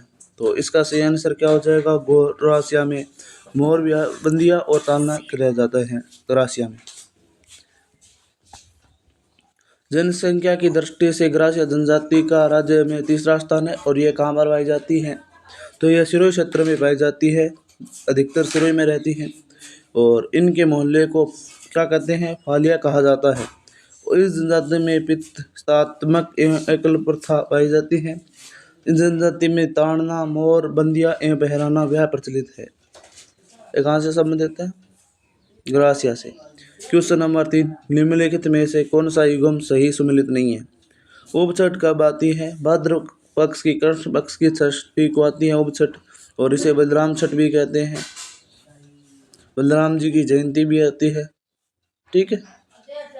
और गणगौर कब आती है? चैत्र शुक्ल तृतीया कब आती है? ये भी सही है। गुड़ला कब आता है? चैत्र कृष्ण अष्टमी को आता है गुड़ला। तो इसका सही आंसर हो जाएगा गुड़ला। सही नहीं है, जबकि और तीनों सही है। फूलडोल मास आता है चैत्र कृष्ण प्रतिपदा की एकम को। ठीक है। और गुड़ला कब बनाया जाता है? तो चैत्र कृष्ण पक्ष की अष्टमी को। ठीक है, याद रखना। और गुड़ला कहाँ का प्रसिद्ध है? मारवाड़ का क्षेत्र का प्रसिद्ध है। इसमें केवल महिलाएं नृत्य करती है, ये भी याद रखना। ठीक है। मारवाड़ के जोधपुर, बाड़मेर, जैसलमेर आदि जिलों में चैत्र कृष्ण सप्तमी या अष्टमी को और चैत्र शुक्ल तृतीया गुड़ला त्यौहार मनाया जाता है। चैत्र की कृष्ण पक्ष की अष्टमी मनाया जाता है। ठीक है। गुड़ला का छिद्र किया हुआ मिट्टी का घड़ा होता है जिसमें दीपक जलाकर रखा जाता है। इस त्योहार में गांव या शहर की लड़कियां शाम के समय एकत्रित होकर सिर पर गुड़ला लेकर समूह में मोहल्लों में घूमती है। अन्य विकल्प सही सम्मिलित है, जबकि गुड़ला का नहीं था। ठीक है, क्वेश्चन नंबर 4। और राजस्थान सिटी ग्रेजुएशन लेवल में पूछा गया था 2022 में। ग्रासी में जनजाति में मोरबंदिया रीति रिवाज किससे संबंधित है? तो अभी क्वेश्चन आया था मोरबंदिया, तो यह का प्रकार है। और ग्रासिया कहाँ पर पाई जाती है? सिरोही जिले में पाई जाती है। ग्रासिया जनजाति में मोरबंदिया रीति रिवाज विवाह के अवसर पर किया जाता है। मोरबंदिया विशेष प्रकार का विवाह है जिसमें हिंदुओं के भांति फेरे लिए जाते हैं, यानी हिंदुओं का संबंध इसमें है, ग्रासिया जनजाति में है। ये जनजाति भील जनजाति से संबंधित है एवं स्वयं को चौहान वंश मानते हैं। ये क्वेश्चन इंपॉर्टेंट है कि कौन सी जनजाति स्वयं को चौहान वंश से मानती है? तो ग्रासिया जनजाति है। ठीक है, और ये शिव दुर्गा भैरव की पूजा करते हैं ग्रासिया जनजाति। और इस लोगों के मोर को आदर्श पक्षी मानते हैं ग्रासिया। और इनका नृत्य कौन सा है? वालर है, लूर है, कूद है और कई प्रकार के नृत्य हैं। ठीक है, याद रखना। Question number 5। मुगल सम्राट शाहजहां के समय से ही प्रसिद्ध नाहर नृत्य का आयोजन की परंपरा कहाँ प्रचलित है? तो मांडलगढ़ भीलवाड़ा में प्रसिद्ध है, शाहजहां के समय से ही। ठीक है, याद रखना। मांडलगढ़ कहाँ पर है? भीलवाड़ा में है। ओके, और चैनल को सब्सक्राइब कर लेना। ठीक है, मैं ज़्यादा नहीं कहता चैनल को सब्सक्राइब करने के लिए। मुगल सम्राट शाहजहां के समय से ही प्रसिद्ध नाहर नृत्य का आयोजन की परंपरा मांडल कस्बे में प्रचलित है। मांडल कस्बा वर्तमान में भीलवाड़ा जिले का एक महत्वपूर्ण उपखंड मुख्यालय है। ये इम्पोर्टेंट नहीं है। और ये बनास नदी की सहायक कठोरी नदी के किनारे स्थित है, यानी भीलवाड़ा कहाँ पर है? तो बनास नदी के सहायक नदी है कठोरी नदी, उसके समीप है मांडलगढ़। ठीक है, और ये नृत्य प्रतिवर्ष रंगदेर या चैत्र कृष्ण त्रयोदशी के दिन प्रस्तुत किया जाता है। यानी यह कब किया जाता है? चैत्र कृष्ण त्रयोदशी, यानी चैत्र की नहर पक्ष की तृतीय रस को किया जाता है। ये सूर्य प्रदर्शन तथा भक्ति भाव से परिपूर्ण नृत्य है। याद रखना, भक्ति भाव से भी है। Question number 6। भील जनजाति के पुरुष कमर पर जो वस्त्र लपेटा करते हैं उसे क्या कहते हैं? तो उसे खोयतू कहते हैं। पुरुष की बात हो रही है। पुरुष जो कमर पर वस्त्र लपेटा करते थे उसे खोयतू कहते हैं। कछाबू ये स्त्रियों का वस्त्र है, कछाबू। ठीक है, याद रखना। जामा एक साड़ी का प्रकार है। भील जनजाति के पुरुष कमर पर जो वस्त्र लपेटते हैं उसे खोयतू कहते हैं। डेपाड़ा आदि प्रवासी पुरुषों द्वारा पहने जाने वाली तंग धोती को डेपाड़ा कहते हैं। इनके सिर पर बांधा जाने वाला मोटा वस्त्र पोतिया कहलाता है। याद रखना, ये तीनों शब्द याद रखना। तो खोयतू क्या है? पुरुष कमर पर जो वस्त्र लपेटते हैं उसे खोयतू कहते हैं। डेपाड़ा तंग धोती को डेपाड़ा कहते हैं और सिर पर बांधा जाने वाला मोटा वस्त्र पोतिया कहलाता है। बडार क्या है? विवाह पर आयोजित भोजन को बडार कहते हैं। ठीक है, इन सभी को जानती है। मोत्सर का संबंध अंत्येष्टि संस्कार से की क्रिया से यानी मृत्यु हो जाने के बाद किया जाता है। ओसर या मोत्सर कह सकते हैं। ओसर का संबंध किससे? अंत्येष्टि के समय। ठीक है, क्वेश्चन नंबर 8। भारतीय डाक तार विभाग द्वारा जारी फड़ है, तो कौन सी? रामदेव जी की फड़ पर डाक तार विभाग द्वारा जारी फड़ है, तो रामदेव जी की फड़ है। भारतीय डाक द्वारा जारी फड़ रामदेव जी की फड़ है। किसके द्वारा? रामदेव जी की फड़ किसके द्वारा जारी की गई थी? भारतीय डाक तार के द्वारा। Question number 9। रामजोड़ आभूषण मध्यकालीन मारवाड़ के शरीर के किस भाग से संबंधित है? रमझोल। रमझोल कहाँ पर पहना जाता है? तो पैरों में पहना जाता है।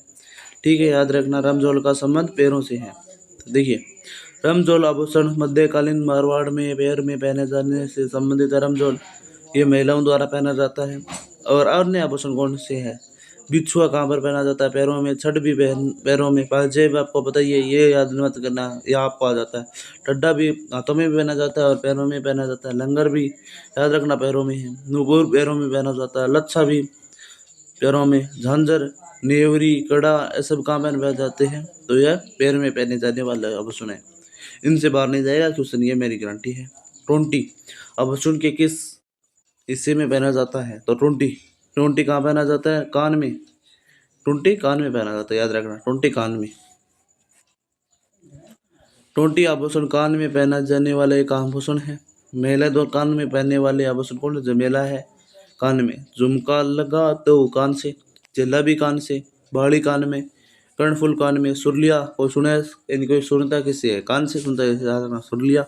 पीपल पत्ता कान से, अंगूठा को कणिया, कोकरू, चित्ता, पाटी, सूड़िया, रंग पत्ता कान में पहना जाता है। बीच छींटली, गुड़दो, छेलकड़ी पुरुषों द्वारा मुर्की कान में पहना जाने वाला है। ओगणिया पुरुषों द्वारा, जेला पुरुषों द्वारा और लौंग पुरुषों द्वारा। ठीक है, याद रखना यह सभी किसके आभूषण है? पुरुषों के आभूषण है। Question number 11।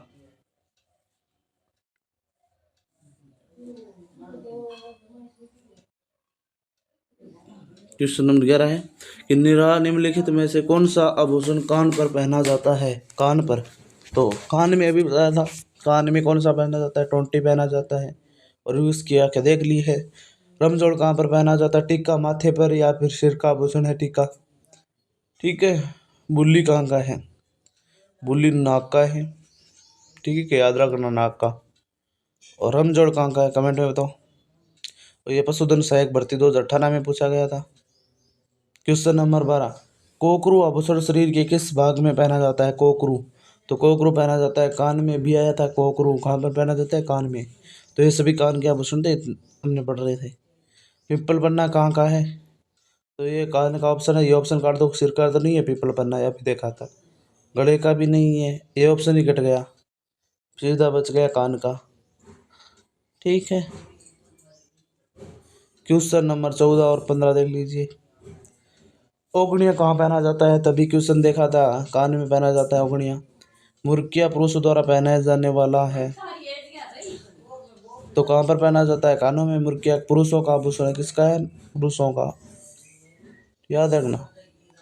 क्वेश्चन नंबर 15 हो गए। ठीक है। पुरुषों द्वारा पहने जाने वाले आभूषण निम्न में से कौन सा है? तो पुरुषों द्वारा कौन सा पहना जाता है? अभी तो बताया था। मुर्किया कानों में पहना जाता है। बोरला महिलाओं का सिर का आभूषण है। टड्डा पैर का था, पैर का है टड्डा। बोरला सिर का है, याद रखना है। और बगड़ी भी सिर का आभूषण है। ठीक है, याद रखना। क्वेश्चन नंबर 17, जेला जमेला पिपल पन्ना अगोटे किस अंग के आभूषण है? तो जेला जमेला पिपल पन्ना अगोटे दिए कान के आभूषण है, जिनकी व्याख्या हमने देख ली है। क्वेश्चन देख लो कितने रिपोर्ट हो रहे हैं। एक क्वेश्चन सही। चंपाकली महिलाओं के शरीर के किस भाग को पहना जाता है? तो चंपाकली कहाँ पर पहना जाता है? तो ये भी कानों में पहना जाता है। चंपाकली कहाँ पर पहना, नहीं सॉरी, चंपाकली गले में है। ओ सॉरी, चंपाकली गले का आभूषण है। ठीक है, याद रखना, गले का है। चंपाकली गले का आभूषण है, याद रखना। सेकंड शॉट ले लेना। गले के आभूषण देख लेना। चंपाकली गले में पहने जाने वाला आभूषण है, याद रखना, गले का है। गले में अन्य आभूषण कौन सा? चंद्रहार से संबंधित लगभग नाम आ जाए तो आपको 99% कौन से होते हैं? हार का नाम आए तो गले का आभूषण करना है। 1 से 2% के हैं जो अन्य हैं। मादलिया गले का है, पोत भी गले का है, सरी गले का है। सरी कहाँ का है? गले का। कंठमाला माला संबंधित से गले का कर देना। आंद्रो गले का है, कंठ से संबंधित आ गया। हांकर, हांकर याद रखना है। हाँ कर, किससे कर? गले से करते हैं, हाँ कर ऐसे। झालरों भी गले का आभूषण है। मटरमाला किसकी है? गले का है। कुंगाली किसका है? हमेल किसका है? हमेल गले का है। कंठश्री किसका है? गले का है। गलपट्टिया कहाँ का है? गले का है। तिमड़िया कहाँ का है? गले का है। मंगलसूत्र गले का है। निम्बोली खाएंगे, निम्बोरी, नीम की जो निम्बोली होती है वो किससे खाते हैं? कटो से ही खाते हैं इस निम्बोली को। बजटी पर था, कंठा, चेकी, फूल, ये सब कहाँ के? गले के आभूषण, याद रखना। क्वेश्चन नंबर 19, खुंगाली आभूषण शरीर के किस भाग में पहना जाता है? तो खुंगाली का पूछा है। खुंगाली अभी आया था। खुंगाली कहाँ कर है? गले का आभूषण है। गाड़ी किससे देंगे? गाड़ी शब्द में याद रखना। गाड़ी कहाँ पर? गले का आभूषण है। ठीक है। अमेल कहाँ का है? गले का आभूषण है। अमेल कहाँ पर? गले का आभूषण है। ये सभी गले के हैं। ठीक है, याद रखना। क्वेश्चन नंबर 21, मादलिया कहाँ पर पहना जाता है? गले में पहना जाता है। हम यह क्या देख लिया है। हाँ ठीक है, याद रखना। पोत, हाकर, सरी आभूषण कहाँ के पहने जाते हैं? पोत हो गया, आंकर, सरी। अभी करे मैंने कहा था हाँ कर, हाँ कर से कैसे करेगा? गले से करेगा। हाँ बोले हाँ कर, तो गले से है। सरी कहाँ पर है? गले का है। जबकि सुल्य कहाँ का है? कान का है। सरी गले का है। क्वेश्चन नंबर 23, ये देखिए आरपीएससी ओए 2018 में पूछा गया था। कनिष्ठ अभियंता डिग्रीधारी में पूछा गया था। और एग्रीकल्चर डिपार्टमेंट में पूछा गया। देखिए कितनी बार रिपीट हो गया एक ही क्वेश्चन, मैं कहता हूँ रिपीट होते हैं। और निम्न में से कौन सा राजस्थान में स्त्रियों द्वारा गले में पहना जाने वाला आभूषण है? तो कौन सा है दोस्तों? तो इसका सही आंसर क्या होगा? गले का। मादलिया कहाँ का है? गले का है। तो इसका सही आंसर हो जाएगा सी। ओगणिया कहाँ का? हाँ दलिया इसका सही आंसर है दोस्तों। ठीक है, गले का आभूषण पूछा है। ओ सॉरी सॉरी सॉरी, गले में पहने जाने वाला आभूषण नहीं है, ये पूछा है। ओगणिया नहीं है, तो ये ओगणिया कहाँ पर पहना जाता है? कान में पहना जाता है। तो ओगणिया इसका करेक्ट आंसर हो जाएगा। मैंने यहाँ पर ये भी ध्यान रखना है कि नहीं नहीं का आपको ध्यान रखना है, जब भी पेपर हो तो आपको नहीं पर ऐसे गोला कर दीजिए ताकि आपको याद रहे। मैंने भी गलत कर दिया। मैं यहाँ तक बात था कि स्त्रियों द्वारा गले में, तो गले में तो मादलिया पहना जाता है और तेवटा भी पहना जाता है, आड़ भी पहना जाता है, लेकिन मैंने मादलिया पर ध्यान गया, मैंने मादलिया कर दिया। ये ध्यान रखना आपको, ठीक है।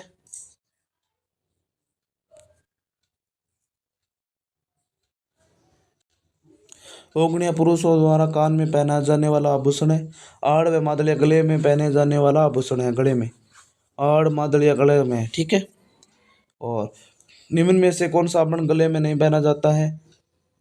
तुलसी पर सरी तो पहना जाता है, सरी। रखड़ी सिर का आभूषण है, तो इसका सही आंसर हो जाएगा रखड़ी। तिमड़िया गले का आभूषण है और तुलसी भी गले का आभूषण है, तो इसका सही आंसर क्या होगा? रखड़ी सिर का आभूषण है। रखड़ी एक अर्धा वर्ताकार जो सिर पर धारण की जाती है, जबकि तुलसी, तिमड़िया, सरी आभूषण गले के हैं। अधोलिखित में से कौन सा आभूषण गले में नहीं पहना जाता है? गले में नहीं, मादलिया पहना जाता है, ठीक है। कांठल भी पहना जाता है। तिमड़िया गले का है, जबकि आंवला कहाँ का है? आभूषण पैर में पहना जाता है। आंवला कहाँ पर पहना जाता है? पैर का आभूषण। आंवला कहाँ का है? पैर का। आंवला पैर से, ठीक है, याद रखना, पैर में पहना जाता है आंवला। अब पैर के आभूषण देख लीजिए। अब आंवला आभूषण पैर में पहना जाता है, जबकि अन्य आभूषण तिमड़िया, कांटल, मादलिया गले में पहने जाने वाले आभूषण हैं, ठीक है। ये राजस्थान की संस्कृति में महिलाओं द्वारा सौंदर्य हेतु प्रयोग किया जाने वाला महत्वपूर्ण आभूषणों में से एक है, ठीक है। क्वेश्चन नंबर 26, नेगरी आभूषण शरीर के किस अंग में पहना जाता है? नौगरी, तो ये कहाँ पर पहना जाता है? नौगेरी। ये शरीर के किस भाग पर पहना जाता है? नौगरी आभूषण, ये हाथ में पहना जाता है। नौगरी आभूषण हाथ में, ठीक है। अब हाथ के आभूषण देख लीजिए। नौगरी एक प्रसिद्ध, ठीक है, ये इम्पोर्टेंट नहीं है कि राजस्थानी पारंपरिक आभूषण है, सभी को पता है। जिस हाथों में कलाई में ब्रेसलेट की तरह पहना जाता है, जिसे ब्रेसलेट की तरह ही नौगरी पहना जाता है। यह चूड़ियों के मध्य पहना जाता है। कलाई हाथ के अन्य आभूषणों में कंकन है, पोखरू है, कड़ा है, नौगरी है, आंवला है, चांट है, गजरा है, चूड़ी है, बल्ला है, बाजू टड्डा है, अणत है, पूणच है, छेलकड़ा है, केरू, खांच तथा पुरुषों द्वारा कड़ा, मुरल, डाला, ताती, माटी, क्या है? ये कलाई के आभूषण है, ठीक है, याद रखना। इसका स्क्रीनशॉट ले लो, आपके लिए महत्वपूर्ण है। ये रट लिए तो आपके तो मज़ा मज़ा ही मज़े हैं। इनसे बात जाता क्वेश्चन नहीं और आपका सही हो जाएगा। टड्डा आभूषण पहना जाता है। टड्डा कहाँ पर पहना जाता है? तो टड्डा बाजू पर भी पहना जाता है, तो ये इसका करेक्ट है। और टड्डा पैर में भी पहना जाता है, तो पैर ऑप्शन नहीं है, तो बाजू कर देना, ठीक है। बल्ला कहाँ पर पहना जाता है?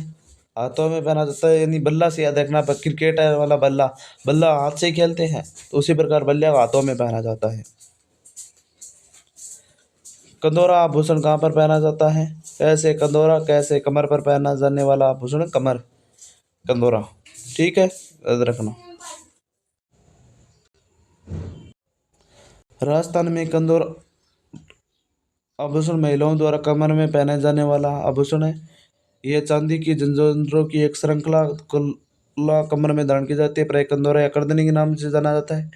जबकि पुरुषों भी सोने या चांदी के बेल्ट पहनते हैं। कमर में पहने जाने वाले आभूषण तागड़ी है, कणकली है, सटका है, मूखला है। ठीक है, याद रखना। तगड़ी शरीर की किस भाग में पहना जाता है? तो कमर में पहना जाता है तगड़ी, याद रखना। ठीक है, कम है। और दामना आभूषण है, दामना आभूषण कहाँ पहना जाता है? तो इसका सही आंसर क्या होगा? दामना। दामना कहाँ पर पहना जाता है? तो सभी को पता है, उंगलियों में पहना जाता है। उंगलियों के आभूषण कौन कौन से हैं? छल्ला है, कड़ा है, बिंटी है, अंगूठी है, दांपे है, थपान, आरसी क्या है? ये सभी अंगुलियों के आभूषण है। दामना, दामना कहाँ पर पहना जाता है? अंगुली में पहना जाता है, करेक्ट आंसर है।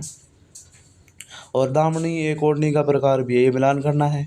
बोरला कहाँ पर पहना जाता है? सिर पर पहना जाता है। ठीक है, याद रखना। लटकन नाक में, लटकन जंजीर कमर में, और तौड़िया कहाँ पर? पैर में पहना जाता है। तो इसका ये 2 3 4 और 1 ऐसा आएगा। तो 2 3 4 1 इसी में है, तो इसका सही आंसर हो जाएगा। और हम मिलान देख लीजिए। तो डी का क्या आंसर? बोरला सिर पर, ठीक है। लटकन नाक में सही है, जंजीर कमर में है, तौड़िया पैर में है। तो इसका सही आंसर हो जाएगा डी। मिलान करना है। सिर का आभूषण कौन सा है? तो इसमें देखिए, असली कहाँ का है? गले का है। तो बी में इतनी पहले आपको जो आता है वो मिला दो, फिर ऑप्शन कट जाते हैं 100%। तो गले का आपको पता है, असली गले का आभूषण है। ठीक है। पैर का कौन सा है? मेहमद कहाँ का है? सिर का आभूषण है, ये भी मिला दो। ठीक है। कमर का कौन सा है? कनकावती है या फिर रमजोड़ पैरों से है का है? कनकावती कमर का है। कैसे कमर, कैसे कनकावती? तो मिलान क्या होगा? 3 4 1 2, 3 4 1, 3 4 1 2। पहला में मेहमद सिर का 4 है, अच्छा सॉरी, 4 3 1 2। तो डी इसका सही आंसर आ जाएगा। ठीक है, ये मिलान देख लीजिए। सिर का मेहमद है, गाड़े का हंसली है, कमर का कनकती है, पैर का रमजोड़ है। वो गाना भी है ना, रमझोड़ मटक के चालेगी, वो पैर से संबंधित आभूषण का है। स्त्रियों का आभूषण नेवरी शरीर के किस भाग पर पहना जाता है? नेवरी पान का आभूषण है, पैर का आभूषण है नेवरी। नेवरी पाँव में पहना जाने वाला आभूषण है। नेवरी पायल की तरह का आभूषण होता है जिसे आंवला के साथ पहना जाता है। पैर में पहने जाने वाला अन्य आभूषण आंवला, कड़ला, तोड़ी, पायल, कड़ा, नूपुर, थेथड़ आदि कहाँ के आभूषण है? तो ये पाँव के आभूषण है। आंवला हो गया, कड़ला हो गया, तोड़ी हो गया, पायल, कड़ा, नूपुर, थेथड़ आदि। नेवर कहाँ पर पहना जाता है? तो पैर में पहना जाता है नेवर। देथड़ आभूषण को पहना जाता है। देथड़ आभूषण कहाँ पर पहना जाता है? 37 का। 37 में क्या होगा? बी, यानी स्त्रियों के पैर में पहना जाता है देथड़। Question number 38। अटपटी, अमरसाई, उदयसाई व शिवसाई क्या है? तो आभूषणों के प्रकार है, भेड़ों की प्रजातियां या फिर खाद्य पदार्थ या पगड़ियों का प्रकार। अटपटी, अमरसाई, उदयसाई, शिवसाई ये क्या है? पगड़ियों के प्रकार है, यानी ये इसका करेक्ट हो जाएगा। व्याख्या भी देख लीजिए। अटपटी, अमरसाई, उदयसाई और शिवसाई पगड़िया के प्रकार हैं। पगड़ी राजस्थान की पहनने का भिन्न अंग है, जो मेवाड़ की पगड़ी विशेष रूप से प्रसिद्ध है। क्वेश्चन नंबर 39 और आज का अंतिम नहीं है, इससे बाद भी क्वेश्चन है। चैनल को सब्सक्राइब कर लेना। निम्न में से पगड़ी का आभूषण कौन सा है?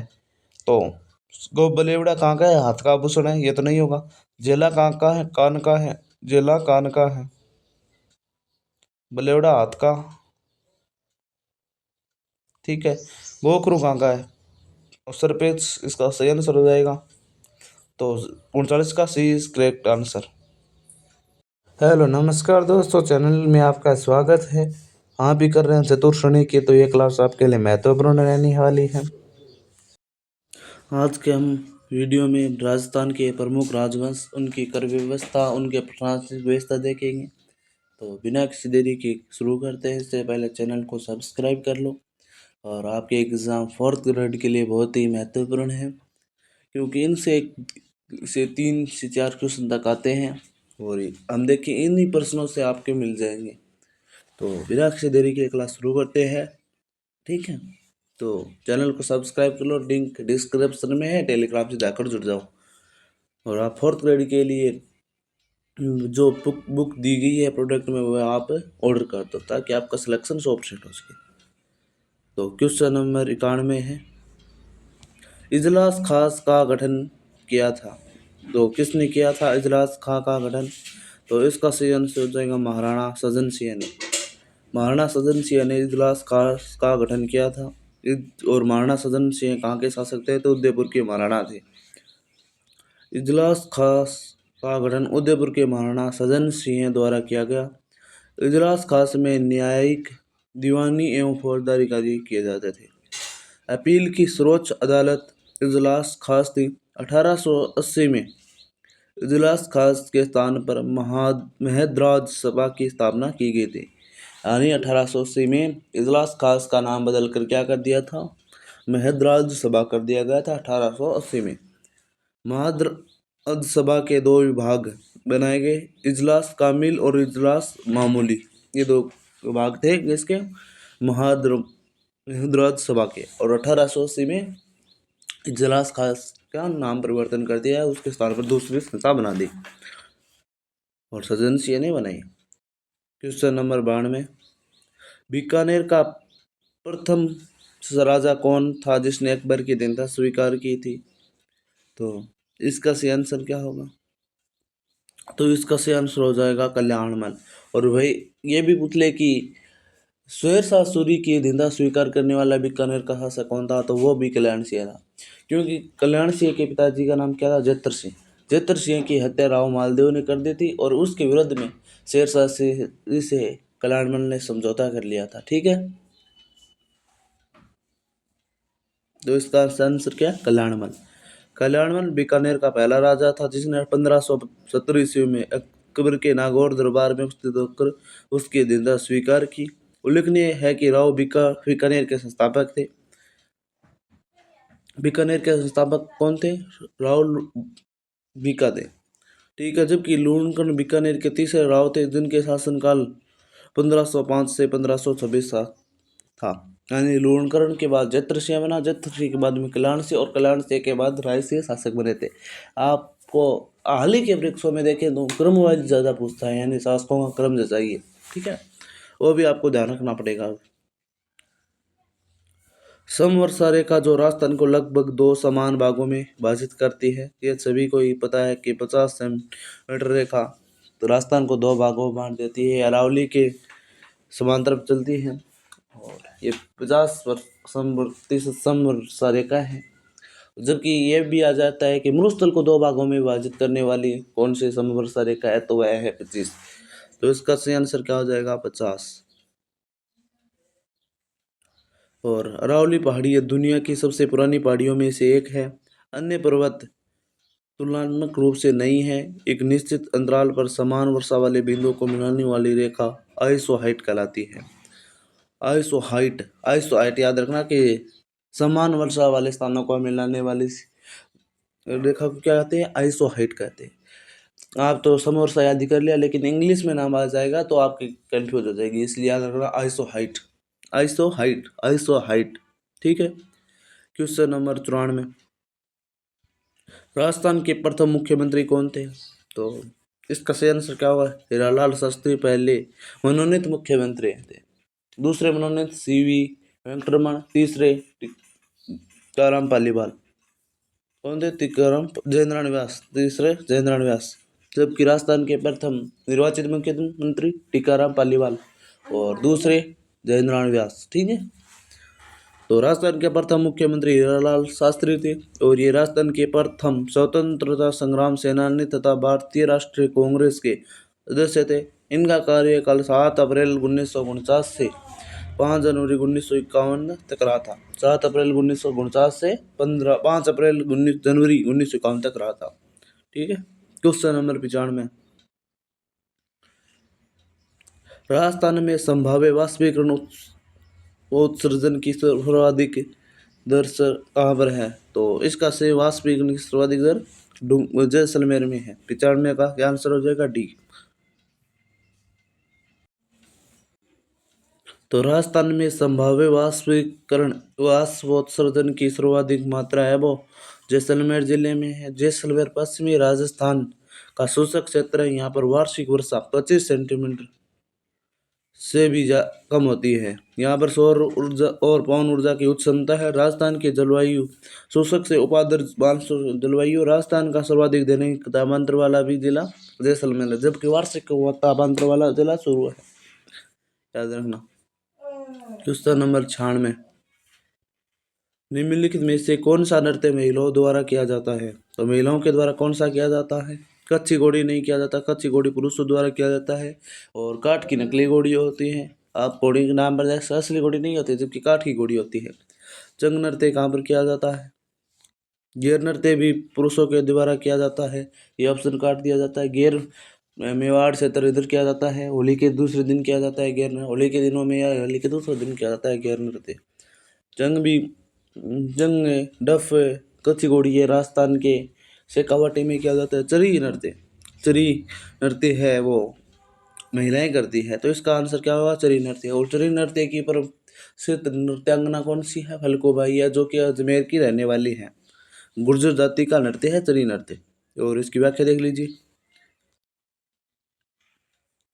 चरी नृत्य राजस्थान का प्रसिद्ध लोक नृत्य है। ये गुर्जर जाति की महिलाओं द्वारा किया जाने वाला सामूहिक नृत्य है। प्रसिद्ध नृत्य किशनगढ़ यानी अजमेर के गुर्जर समुदाय का है। और इस नृत्य की केवल महिलाएं प्रदर्शन करती हैं।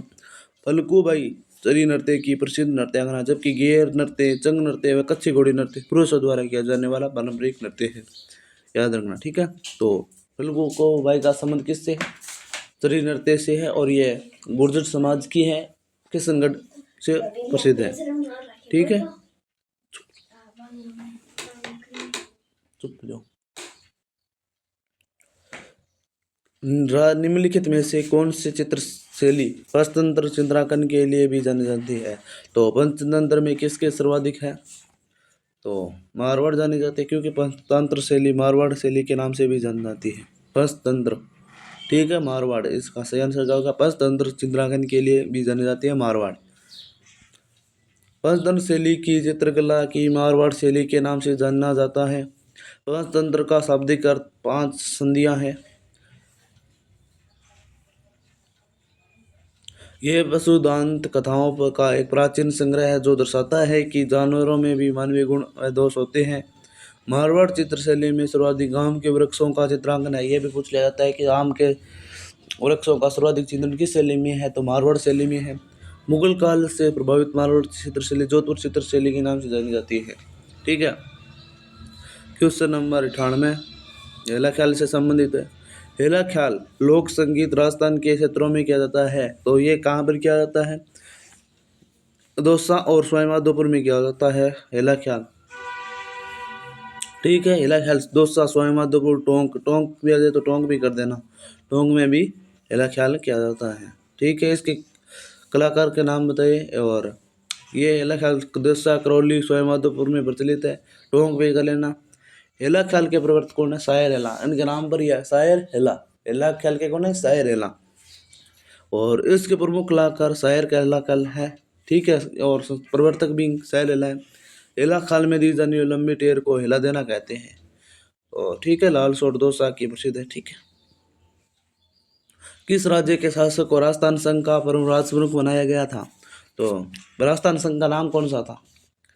तो कोटा के भीम सिंह को बनाया गया था। कोटा में कौन था? भीम सिंह। कोटा में कौन था? भीम सिंह था ना। तो कोटा के राजा को राज प्रमुख बनाया गया था। और 1825 यानी 25 मार्च 1948 को 25 मार्च 1948 को राजस्थान संघ बना था। इसमें 9 रियासतें और एक ठिकाना था। तो 9 रियासतें कौन सी थी? तो कोटा थी, झालावाड़ थी, बूंदी रियासत थी, ठीक है। 3 तो ये रियासतें होगी। शाहपुरा थी, ठीक। 4 प्रतापगढ़, डूंगरपुर, बांसवाड़ा, 4 3 7। और एक किशनगढ़ 8। और एक और थी प्रतापगढ़, बूंदी, बांसवाड़ा, एक रियासत और थी, मैं नाम भूल गया। शाहपुरा। ये 9 रियासतें थी और एक ठिकाना था कुशलगढ़ ठिकाना, ठीक है। तो राजस्थान के एकीकरण का दूसरा चरण 25 मार्च 1948 ईस्वी को बांसवाड़ा का प्रतापगढ़, कोटा, बूंदी, किशनगढ़, शाहपुरा एवं झालावाड़ को मिलाकर बनाया गया था और राजस्थान संघ किया गया था। कोटा के भीम सिंह को इसका राज प्रमुख बनाया गया एवं बूंदी के महाराजा बहादुर सिंह को उपराष्ट्र प्रमुख और डूंगरपुर के राजा लक्ष्मण सिंह हैं को इसका कनिष्ठ या वरिष्ठ कनिष्ठ उपराष्ट्र प्रमुख बनाया गया था। ठीक है, याद रखना। क्वेश्चन नंबर 100, 1930 के दशक में भरतपुर में राजनीतिक जागृति का श्रेय किसको दिया जाता है? तो युगल किशोर चतुर्वेदी को दिया जाता है। इसे जवाहरलाल नेहरू कहते हैं राजस्थान का। इसका संबंध भरतपुर से है और 1930 में भरतपुर में राजनीतिक जागृति का श्रेय भी जुगल किशोर चतुर्वेदी को जाता है। ठीक है, अब जुगल किशोर चतुर्वेदी का जन्म 4 नवंबर 1904 को सोंक ग्राम मथुरा में हुआ। 1930 में जब प्रजामंडल की मान्यता के लिए भरतपुर में सत्याग्रह चढ़ा तो उन्हें नौकरी से त्याग कर दे दिया और सहकारी राजनीति की शुरुआत की। जनता से फिर इनको दूसरा जवाहरलाल नेहरू कहकर बुलाती है। ये इम्पोर्टेंट है कि राजस्थान का दूसरा जवाहरलाल नेहरू किसे कहते हैं? तो पंडित जुगल किशोर चतुर्वेदी को कहते हैं, युगल किशोर चतुर्वेदी को। ठीक है, राठौड़ वंश का इतिहास, मारवाड़, मेवाड़ देखेंगे। ठीक है, तो मेवाड़ राज्य घराने के अंत्येष्टि स्थल का नाम क्या है? अंत्येष्टि। तो इसका सही आंसर क्या हो जाएगा? गेट नहीं, मेवाड़ अंत्येष्टि का नाम महासत्या, नहीं महासती का टीला, तो महासती है यहाँ पे। ठीक है, महासत्य है। गेटोर कहाँ का है? जयपुर का है, जयपुर। और पहली किसकी है? ईश्वरी सिंह की है गेटोर में। बड़ा बाग कहाँ पर है? काका की कहाँ पर है? बड़ा बाग जैसलमेर में है, जैसलमेर में। ठीक है, और काका की छतरी कहाँ पर है? ये काका शायद या जोधपुर है या बीकानेर है, लेकिन नहीं, काका की जोधपुर में ही है। काका के अंत्येष्टि का नाम याद रखना, मेरे थोड़ी सी ध्यान कर लेना क्या। ठीक है, क्वेश्चन नंबर, मेवाड़ राज्य घराने के दृष्टि महासत्य है। राजस्थान के पर्वत राजपूत राज्य की स्थापना 566 ईस्वी में गोहिल द्वारा की गई। गोहिल ने नागदा को राजधानी बनाया। मेवाड़ के राणाओं ने नागदा को राजधानी बनाया था। ठीक है, मेवाड़ के राणाओं को हिंदुओं का सूरज कहते हैं। बाबा ने कैलाशपुरी में एकलिंग जी या लकुलेश जी का मंदिर बनाया। एकलिंग जी गोहिल वंश के कुल देवता भी हैं। ठीक है, क्वेश्चन नंबर 102, मारवाड़ के किस शासक ने मुगलों की अधीनता स्वीकार नहीं की थी? मारवाड़ के किसने? तो उदय सिंह ने की थी और अकबर ने इसे मोटा राजा, उदय सिंह की मोटा राजा की उपाधि थी। मोटा राजा की उपाधि किसे दी थी? उदय सिंह को। और ये मारवाड़ का शासक था पहला जिसने अधीनता स्वीकार की थी।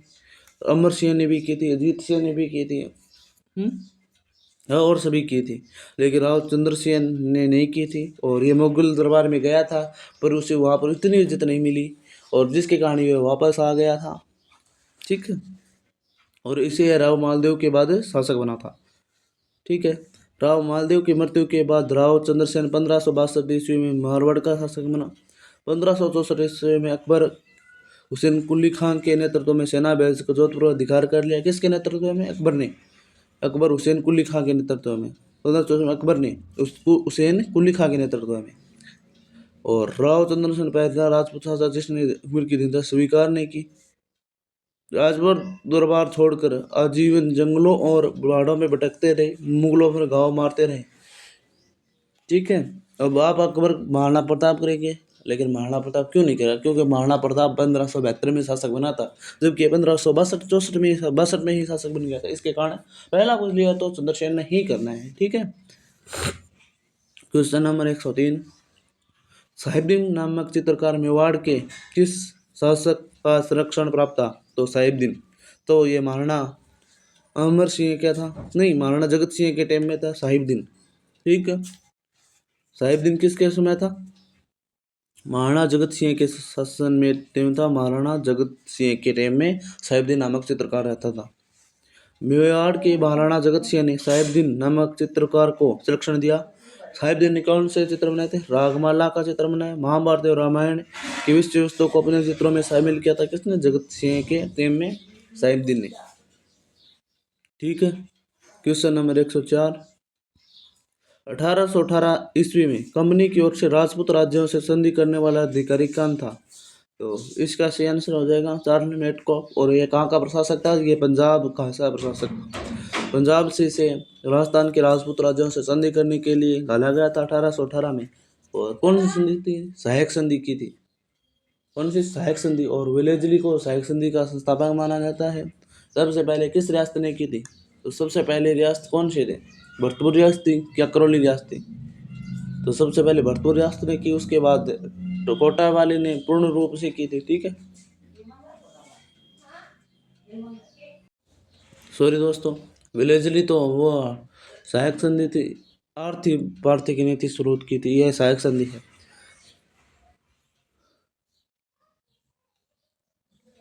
यानी राजस्थान की लगभग सभी रियासतों ने 1818 तक गवर्नर जनरल हेस्टिंग्स के कार्यकाल में अधीनस्थ गठबंधन की ब्रिटिश संधि कर ली। कंपनी की ओर से राजपूत राज्यों में संधि करने वाले अधिकारी मेटकॉफ था। अलवर, भरतपुर एवं धौलपुर राज्यों ने लॉर्ड वेलेजली के कार्यालय में ही सहायक संधि कर ली थी। वेलेजली सहायक संधि वेलेजली है, जबकि आर्थिक अधीनस्थ संधि कह सकते हैं 1818 में हेस्टिंग्स ने की थी। ठीक है, क्वेश्चन नंबर 105, यहाँ पर पूछा गया कि किस किले को मयूरध्वजगढ़ भी कहा जाता है? तो इसका सही आंसर क्या होगा? तो इसका सही आंसर जो है मेहरानगढ़ को मयूरध्वजगढ़ भी कहते हैं। मेहरानगढ़ कहाँ पर है? जोधपुर में है। उसका निर्माण किसने करवाया था? तो कमेंट में बता देना। ठीक है, लोहागढ़ कहाँ पर है? भरतपुर में है। भरतपुर में है। ठीक है, और रणथंभौर सवाई माधोपुर में, सवाई माधोपुर में। ठीक है, तो तारागढ़ अजमेर में भी है और बूंदी में भी है। ठीक है, मेहरानगढ़ किला को मयूरध्वजगढ़ भी कहा जाता है। मेहरानगढ़ का किला जोधपुर के गहने के रूप में प्रसिद्ध है। इस किले को 1459 में राव जोधा द्वारा जोधपुर में बनवाया गया था। ये कब बना है? 1459 में राव जोधा के द्वारा जोधपुर में बनाया गया था मेहरानगढ़। और जोधपुर की स्थापना भी राव जोधा के द्वारा की गई थी। ठीक है, याद रखना। क्वेश्चन नंबर 6, अकबर की शाही सेना ने किसके नेतृत्व में जोधपुर पर कब्जा किया था? तो इसका सही आंसर क्या होगा? तो इसका सही आंसर क्या हो जाएगा? हुसैन कुली खां के नेतृत्व में जोधपुर पर कब्जा कर लिया था। और 1564 में किसके समय पर? चंद्रसेन के समय पर। ठीक है, और चंद्रसेन यहाँ से चला गया था। ठीक है, ठीक है, क्वेश्चन नंबर 107, 107 में आएंगे ना। राव बीकानेर ने किस वर्ष बीकानेर नगर की स्थापना की? तो बीकानेर की स्थापना 1488 में की थी। ठीक है, आखातीज के देखते हैं। आखातीज कब आती है? वैशाख पक्ष की शुक्ल पक्ष का तृतीया को आखातीज आती है। और बीकानेर में पतंग महोत्सव होता है आखातीज के समय। बीकानेर की स्थापना राठौड़ वंशीय शासक राव साहब बीका ने 1488 में किया। इसकी स्थापना में नेहरा नामक जाट ने भी राव बीका का सहयोग किया था, जिसके कारण इस नगर का नाम बीकानेर पड़ा। क्वेश्चन नंबर 108, किस बीकानेर ने मुगल सम्राट अकबर की अधीनता स्वीकार की? और लूणकरण ये पहले ही मर चुका था, इसका यह नहीं करेगा। राव बीका यहाँ पर। ठीक है, बीका बीका तो ने बीकानेर की स्थापना की थी 1488 में। और उस समय वो अकबर था ही नहीं। राय सिंह ने भी की थी और कल्याणमल ने तो राव कल्याणमल ने अधीनता स्वीकार की, जिसके बाद उसके वंशज तो स्वयं ही अधीन हो गए। ठीक है, और ये कनिष्ठ अभियंता विद्युत डिप्लोमा धारक 2020 में पूछा गया था। तो देखिए व्याख्या देख लीजिए। बीकानेर के राव कल्याणमल नवंबर 1570 ईस्वी में अपने पुत्र राय सिंह प्रत्युषात के साथ नागौर में अकबर के दरबार में समक्ष उपस्थित हुए और उन्होंने अकबर की अधीनता स्वीकार कर ली, जिन्होंने 1542 से 74 तक शासन किया। खाना के युद्ध में राव कल्याणमल ने राणा सांगा की तरफ से युद्ध में भाग लिया था। किस युद्ध में? खानवा के युद्ध में। लेकिन बाद में उन्होंने अकबर के अधीनता स्वीकार कर लिए थे। बीकानेर के राज्य तथा मुगलों के बीच प्रथम संधि पर हस्ताक्षर करने वाला शासक कल्याणमल था, जिसकी व्याख्या हमने देख ली है।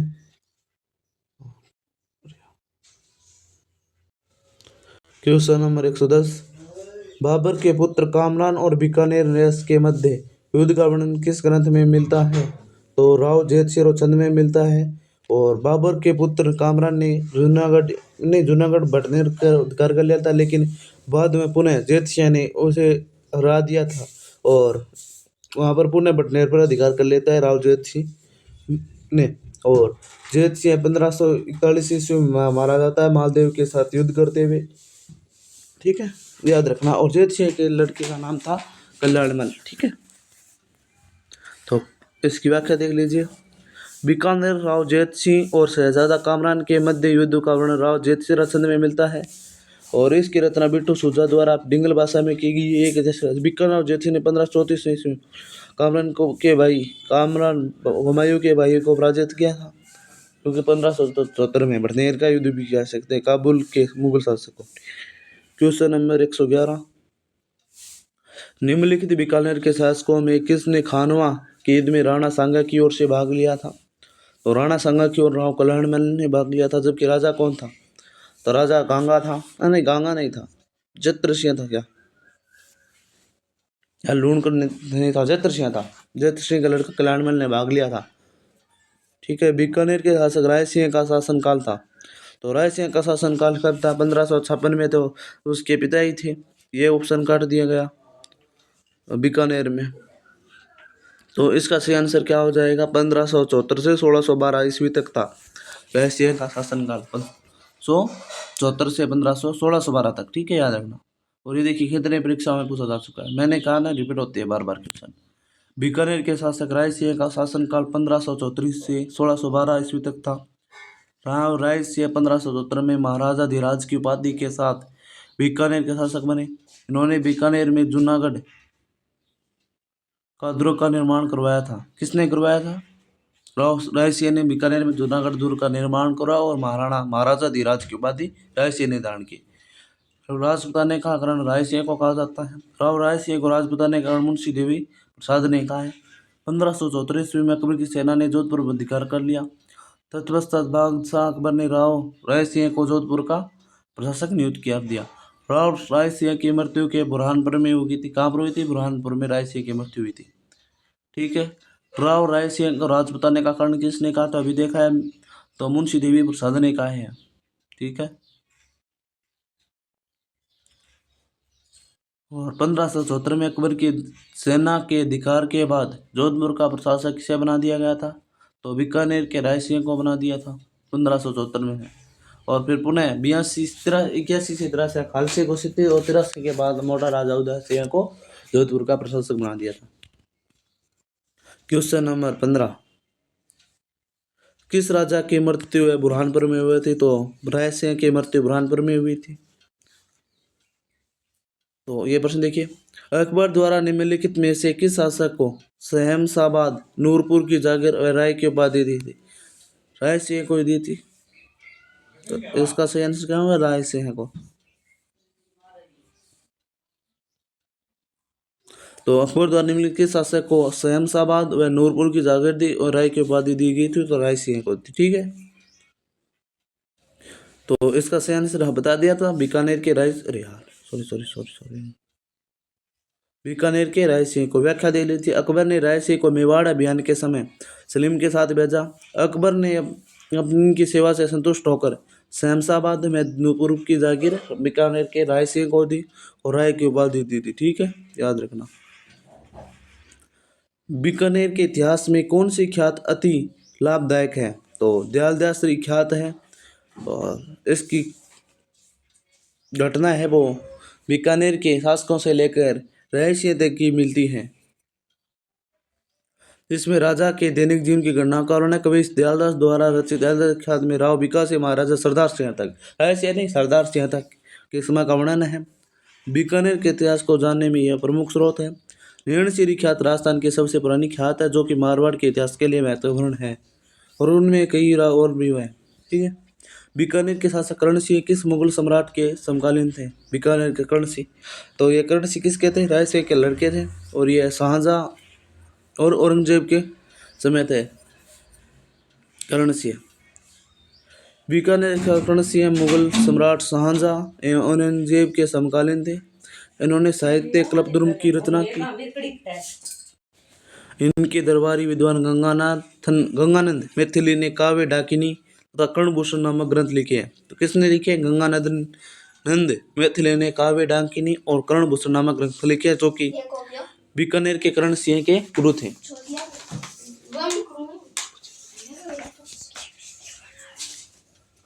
क्वेश्चन नंबर 119, बीकानेर के अनूप सिंह को औरंगजेब ने कौन सी उपाधि दी थी? तो बीकानेर के अनूप सिंह को कौन सी उपाधि दी?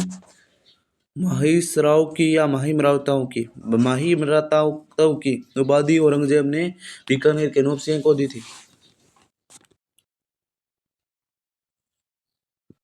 महाराजा अनूप सिंह बीकानेर के राठौड़ शासक थे। वह 1669 ईस्वी में बीकानेर के महाराजा बने। मुगल बादशाह औरंगजेब ने मराठों का दमन करने के लिए महाराजा अनूप सिंह को भेजा था। तो अनूप सिंह की वीरता से प्रभावित होकर औरंगजेब ने उन्हें माहिमराव तथा महाराजा की उपाधि से सम्मानित किया था। क्वेश्चन नंबर 120, बीकानेर के कौन से शासक को उसकी वीरता से प्रभावित होकर औरंगजेब ने माहिमराव की दी थी? तो अनूप सिंह को माहिमराव की उपाधि किसने दी थी? औरंगजेब ने दी थी। ठीक है, धन्यवाद पूरा वीडियो देखने के लिए। चैनल को सब्सक्राइब कर लो, टेलीग्राम से जाकर जुड़ जाओ और शाम को एक क्लास और होगी ऐसे ही प्रश्नों की, ताकि आपके लिए महत्वपूर्ण हो जाए सिलेक्शन लेना। तो टेलीग्राम से जुड़ जाना, PDF आपको वहाँ पर उपलब्ध हो जाएगी। धन्यवाद।